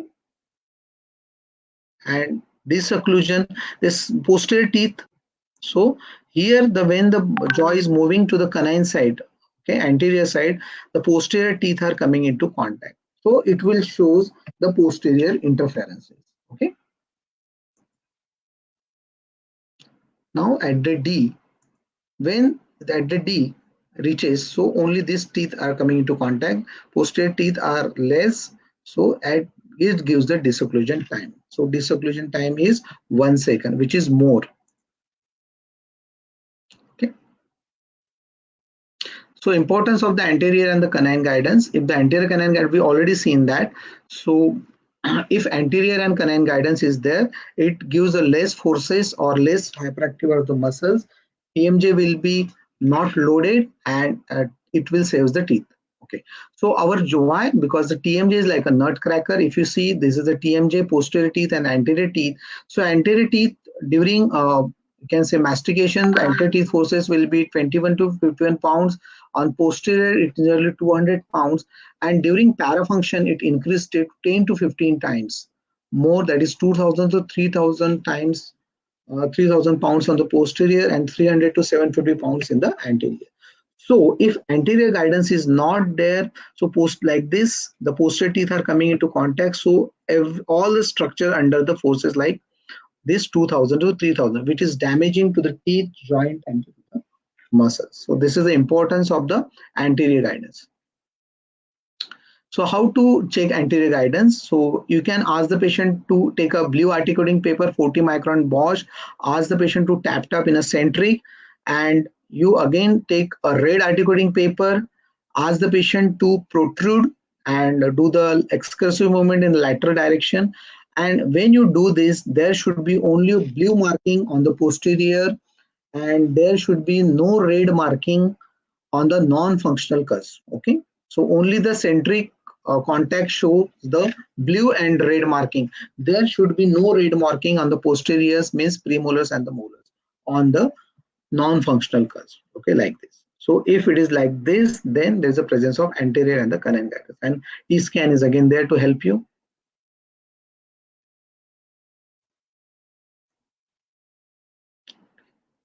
So you can use a Bosch articulating paper, 40 microns. So to check the occlusion, and for occlusal equilibration, you need to use a 20 micron, but 20 micron is not available in India. So you can use a artifoil and make it double. So it becomes 22 micron, 24 micron. So what is the role of curve of P? Now, if the case is, the curve of P start from canine, it goes like this. Now, if the case is like this, so you can see the curve of P, those upper teeth are supraerupted, and if you give a prosthesis like this, so it will cause interference in the protrusion. So you need to first maintain the curve of P by orthodontic way or orthodontic treatment or by doing a root canal. First you maintain that, and then you go for the prosthesis or the treatment. Otherwise it will damage the teeth as well as joint and to the muscles. Okay, curve of Wilson is a side to side movement. So it provides a side to side movement. So there should be no interference in this. If the any lingual cusp of the mandible is at so higher level, it will cause the interferences. Okay, so curve of Wilson and curve of Spee together will form the curve of occlusion, plane of occlusion. So when the patients, any patients of the myofascial pains are reporting to you in, this is our OPD format, and we check TMJ, all the muscles of the mastication, accessory muscles, and we check for the VAS score of the patient. And then in a subsequent visit, we again recheck it, the VAS score is reduced or not. Okay, this, and we can keep a record of patient is having interferences in anterior guidance, canine guidance, working side non. So it will help us to formulate a treatment plan and keep a tab on the patient progress report. Okay. So occlusal interferences are often indicated by wear facets, enamel line fracture, teeth fracture, and the restorations. So how to check the occlusal interference? I already shown you the video. So if you see this, you can take a video. If you see this, so when the canine is contact, there is interference. Same way you can take a video of this and you can check personally as well as you can show it to the patient. So it will be very helpful to check the interferences in the all the excursive movement.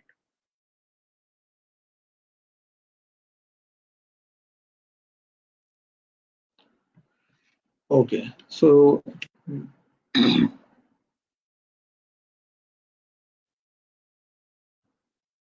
so what are the intraoral and extraoral findings in MPDS patients? So occlusal problems, we already discussed this. Patient maybe have anterior guidance, attritional wear, fractured tooth, abfractions, and in such cases, if you do filling, in the abfraction is you do the filling, it will come out frequently because interference that tooth we have not removed it. Okay, so we need to find out the cause and then you go for the treatment. Okay, coming to the management of the MPDS, normally we give a pharmacological therapy, trigger point therapy, physiotherapy, and counseling, and soft splints, and hard vacuum splint without anterior and the canine guidance. And the patient walks away without definitive treatment plan. And we feel that patient is happy, but patients visit clinic to clinic in search of cure. Okay, and why? Because we are treating the symptoms and not the etiology. Now, what is the treatment? Is the occlusal splint therapy, which is a diagnostic and prognostic, and which is reversible. Okay, once you remove the splint, everything will be like that. Okay, so very important. Occlusal, it is diagnostic, prognostic, and reversible. So coming to the deprogramming splint, the purpose of all the deprogramming therapy is a peaceful neuromusculature. So the splint are the simple process acrylic devices that covers all or most of the teeth in one arch. So what is the principle of the occlusal splint? To alter an occlusion so it does not interfere with the complete sitting of the condyle in the centric. So it gives a musculoskeletally stable position. So if the occlusal muscle disorder can be resolved by occlusal splint, it can resolve without the splint by perfected occlusion with a tooth-to-tooth contact. So it is useful for the pre-treatment outcome and it will avoid the wearing of the teeth. This is the peaceful musculature we want. So types of occlusal splints, it is classified into two types, permissive and directive. Permissive are the anterior deprogrammer splint, NTA, and the full coverage splint, and directive splint are the anterior repositioning splint. So permissive, what is the difference between permissive and directive? The permissive occlusal splints have a smooth occlusal surface which allows the jaw movement, and directive splint position the jaw in a lock the jaw in a one position, and it does not allow any movement. Okay, so how the anterior deprogrammer works? So it relieves the interferences and it relaxes the muscles and makes the joint in the stable position. So here the interference was there, and with the anterior deprogrammer, it relieves the muscles, spasm, and take the jaw into the position. Okay, this eliminated trigger for muscle activity and allows the inferior lateral pterygoid muscle to release. So peaceful, comfortable muscle activity resume quickly, and complete separation of the posterior teeth actually cause most of the elevator muscles to completely release the contraction.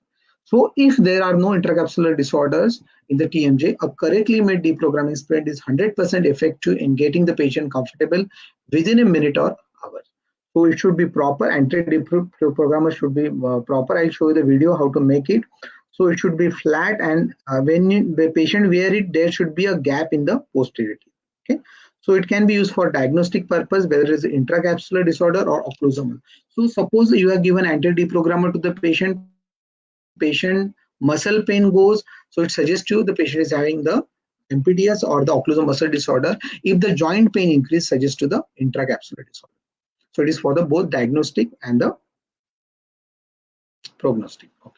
So anterior deprogrammer you can make in your clinic with the help of pattern resin. So it should be flat platform, and it gives the separation of all the posterior teeth. You can use the pattern resin. How to fabricate? I'll just show the video.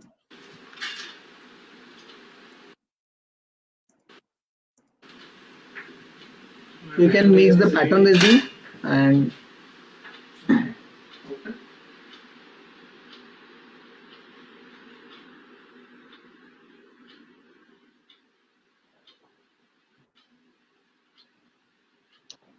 minutes.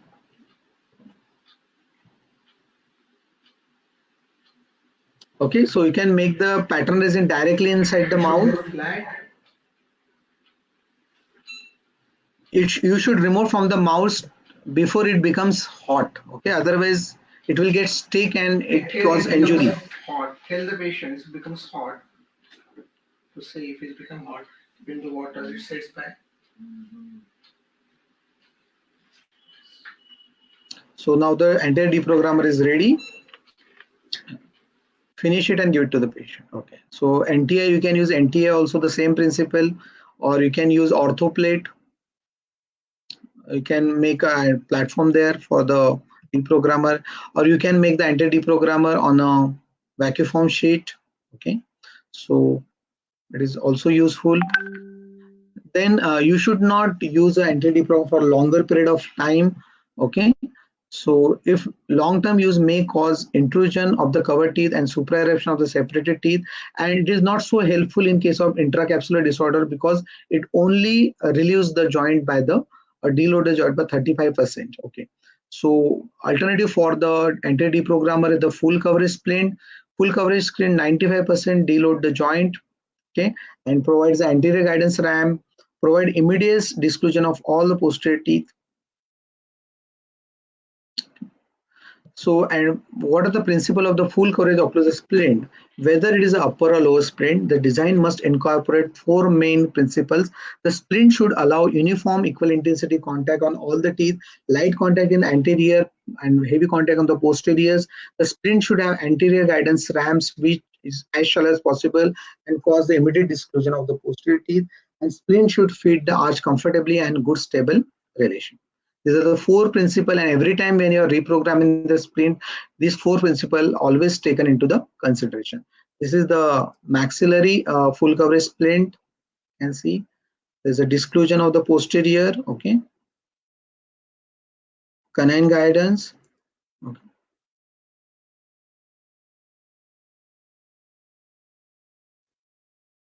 This is the mandibular splint.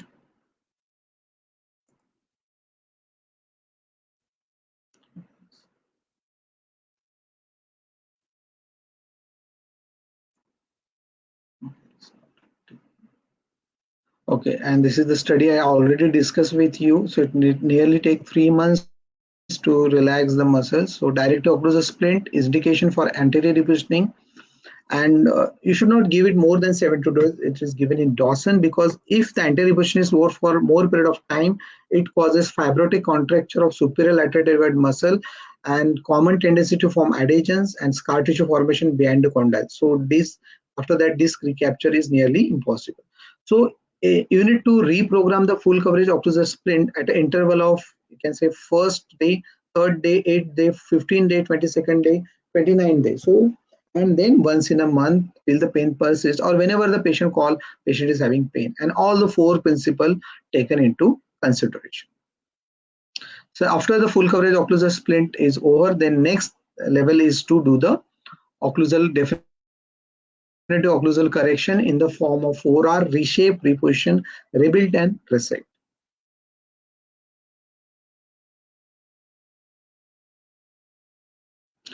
So not to give soft splint to the patient, only hard vacuum sheet splint without anterior or canine guidance, not to give.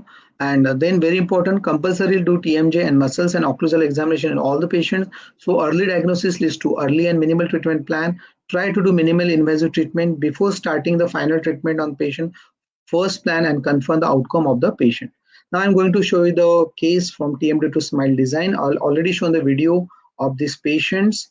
Okay, so this was patient teeth on canine cross bite, occlusal, you can say occlusal view, the crowding in of the teeth.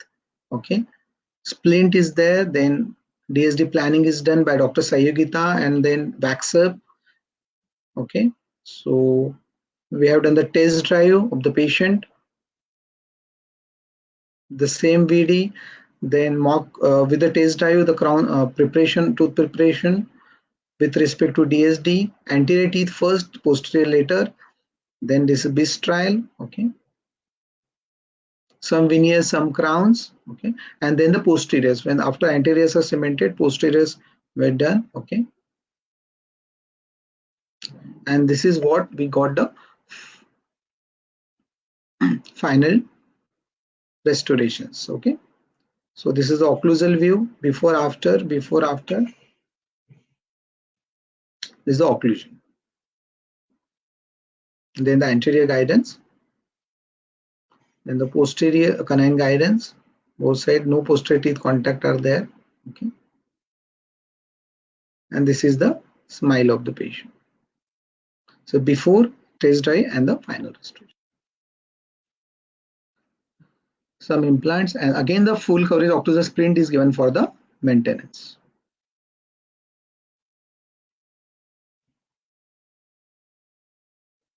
So I advise water flosser to all the patients.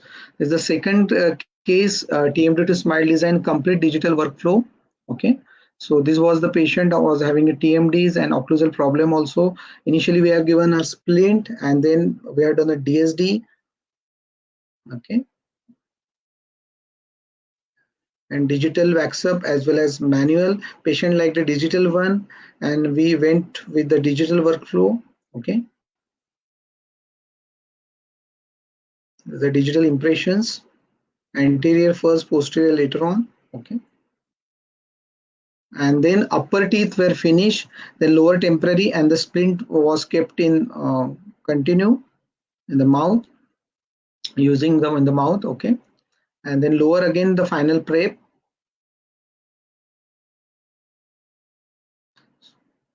So this is the final. Okay,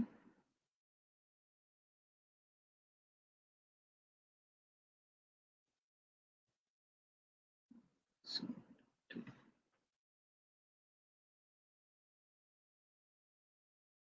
and splint is again given to the patients.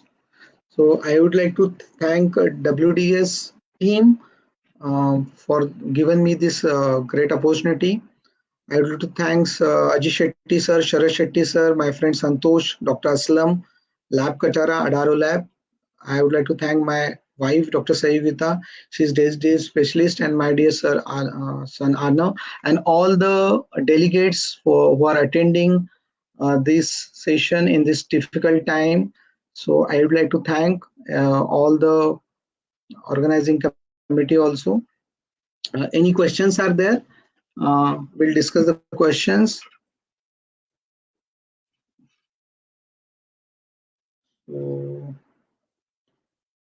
So Dr. Neha Bansal, she's asking, if patient do not wear splint in a daytime, then are there chances that muscle will go into the spasm again in a daytime?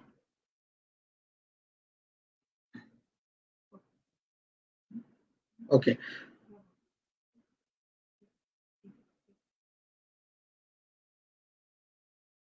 So, Dr. Neha, it depends on the what problem patient is having. So, if the patient is having muscle problem or TMD problem, so ideally splint therapy should be, patient should wear the splint 24/7 except the brushing of the teeth and eating of the food. Okay, so patient need to continue. Okay, that is for the treatment. And for the maintenance, if the patient pain resolved, TMD is resolved and you had done some definitive changes, like I shown the case, that time patient need to wear in the night time. Okay, so that is for the maintenance. Then Dr. Manhan Vyas, what are the consideration in giving occlusal splint to patient? What should and should not be done in a splint? So I shown all the possible options where the occlusal splint is used. All the seven cases I shown. So in that cases, you can wear the splint in TMDs and occlusal problems, and you need to do a reprogramming of the splint. So from Dr. Ankit Ram, they want to ask, sir, in a case there is a pain in the TMJ in the shoulder joint, patient feel nauseating while taking something out below the bed.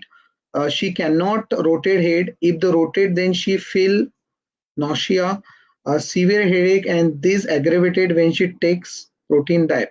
So what can be the diagnosis? Now, I told in the beginning, I show in the charts. So everything you should not bring into the, you can say TMDs or the orifical pain. You need to separate it also. So most of the time the occlusion is the problem. Okay. So occlusion problem should not be also neglected. Okay. So first, in such cases, you need to check the what occlusion TMJ muscles. Okay. And if the pain in the neck or the temporal region or the, it may be TMDs. Okay. So first you need to examine the patient, take a proper case. The case you feel the patient is not coming into the category of the orofacial pain, then you refer that pain to the specialist for the further investigation. Okay. Any other questions?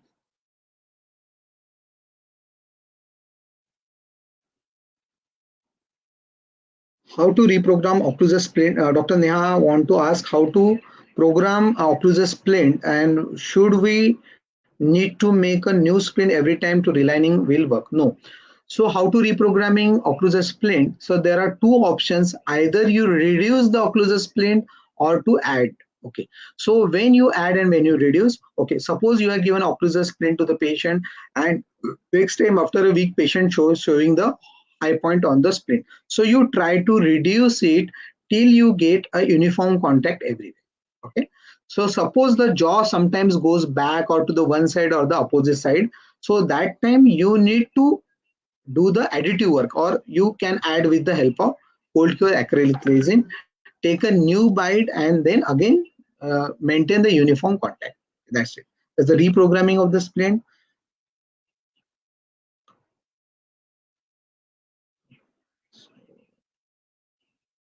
Dr.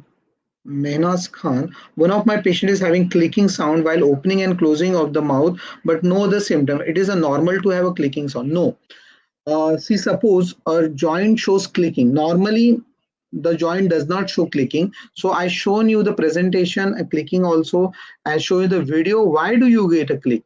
Suppose the disc is displaced anteriorly. So when the patient opens the jaw, the head of condyle hit the uh, disc while opening, that is opening click, and while going back again it hits, so it shows a closing click. So opening and closing click will cause a reciprocal click, and it is called as disc displacement with reduction. It needs a treatment. So you need to find out why the patient is getting click. Maybe the occlusion is abnormal, muscles are how they are. So you need to find out the cause. So disc displacement or clicking is a disc displacement is with reduction. So you need to treat it. So Dr. Suragama Lahiri, if the patient present with a clicking since last 4 months but doesn't feel any pain in the any symptoms, again the same answer. Okay. So Dr. Neha Bansal, thank you, Dr. Neha. Dr. Vanshi Sharma, is splint therapy temporary or permanent? As one of the patients says that she experienced pain when she removed the splint. Yes, the splint therapy, normally if the patient is having the painful joint or muscle sore foot, then splint therapy is 24/7 patient need to be. But once the splint therapy is over, then you need to go for a definitive treatment plan. If you're not going for definitive treatment plan or patient doesn't want definitive treatment plan, then patient need to wear the splint 24/7.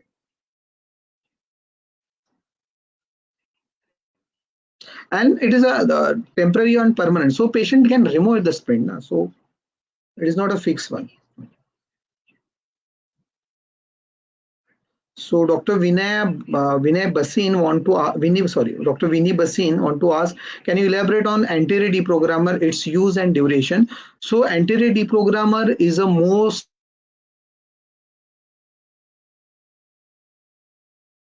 muscular problem, occlusal muscle disorder, or MPDS, or the intracapsular.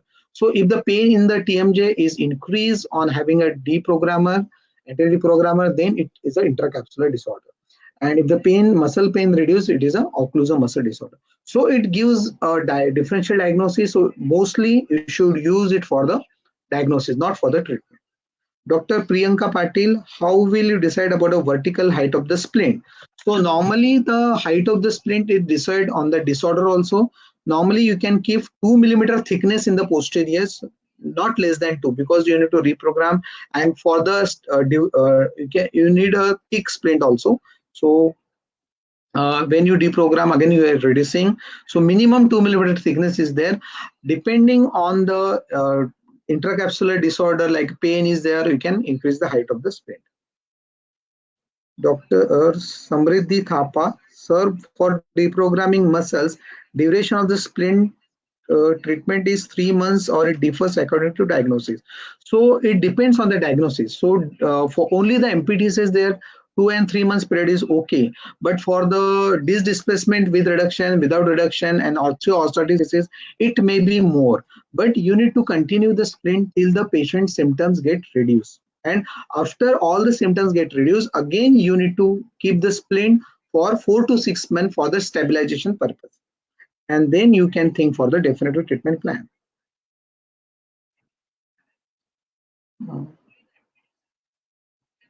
Okay, Dr. Neha Bansal want to ask, please explain a little about the load test for the TMJ. Now, what is the load test of the TMJ? The same way you do the bimanual palpation of the bimanual palpation to do the centric relation, you do the load testing same way. You need to hold the jaw and by this for the bimanual palpation, and you apply the pressure on the joint, and teeth are into the you can say maximum contact. So that time there should not be any pain in the joint. So no pain in the joint. So load testing is negative. So Dr. Arun Kumar Talkal, sir, other than TMD, are occlusal splints must be given in full mouth rehabilitation vertical? Yes, Dr. Arun. I told you the occlusal problems, when there's a attrition is there, you can give a full coverage occlusal splint. You can reprogramming if the patient is wear for 2.5, 3 months.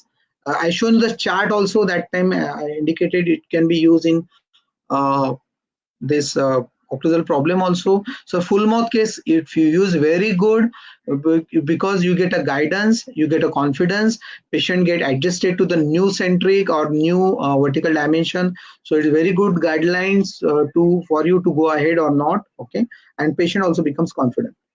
This is a very good technique. You can do it.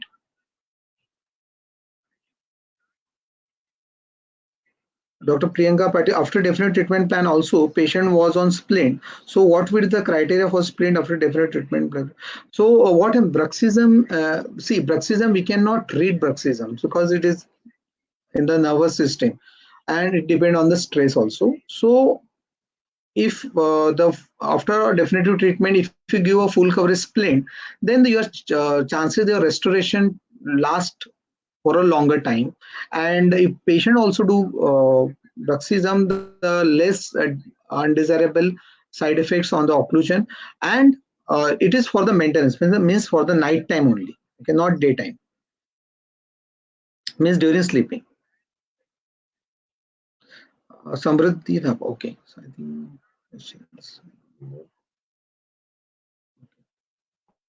so Dr. Samriddhi Thapa want to ask, sir, deprogramming duration, does that differs with the clinical? Yes, Yes, Dr. Samriddhi, deprogramming duration depends on your clinical diagnosis. What it is, I already answered these questions. It is muscle disorder, there's less, disc displacement is more, and if that without reduction and osteoarthritis is more.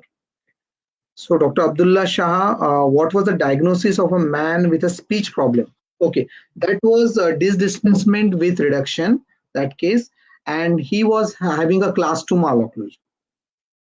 Dr. Neha Bansal, which deprogrammer you prefer?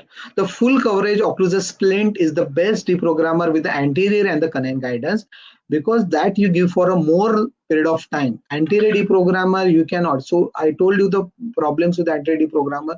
If you give more than a 1 month, then the chances of posterior supraeruption and the anterior intrusion. So full coverage occlusal splint with a full anterior canine guidance with a with the reprogramming at interval is the best treatment. Okay.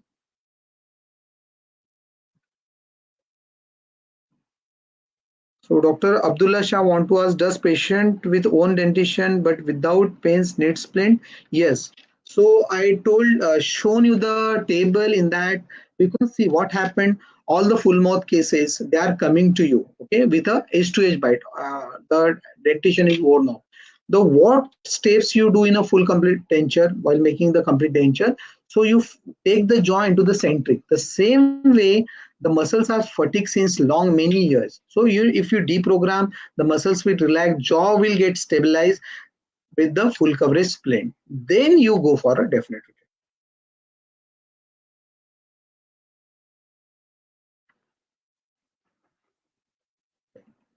So Dr. Abdullah, okay, Dr. Abdullah Shah want to ask, is it that the splint need to be trimmed to create a canine guidance, or it is only to use? I think the splint must be needed regular trimming. Okay, so Dr. Abdullah, you are going to give a full coverage splint with canine anterior canine guidance. So there are two methods to making the splint. One is the intraoral method, and other is the on the articulator, on the semi-adjustable. If you are doing on a semi-adjustable articulator, the wax pattern, you can create the anterior and the canine guidance. The same way, if you are doing intraorally also, you need to create the anterior and the canine guidance. Now, during reprogramming, sometimes the high points are there. Then you need to adjust the occlusal contacts in the centric. And suppose the jaws goes back to one position, one part or other part, then you need to add with the cold cure resin. So again, you need to build that. Okay. No more questions. Is there? Any more questions are there? Dr. Abhishek, Dr. Saurabh, Dr. Anand. Any more questions are there? I think answer all the questions and queries. So actually is a big presentation and difficult and huge topic. So it is again difficult for me to cover in this limited time. So I tried my best to complete it, but again time is a limitation. Okay. Thank you everyone for attending the session. Thank you WDA team.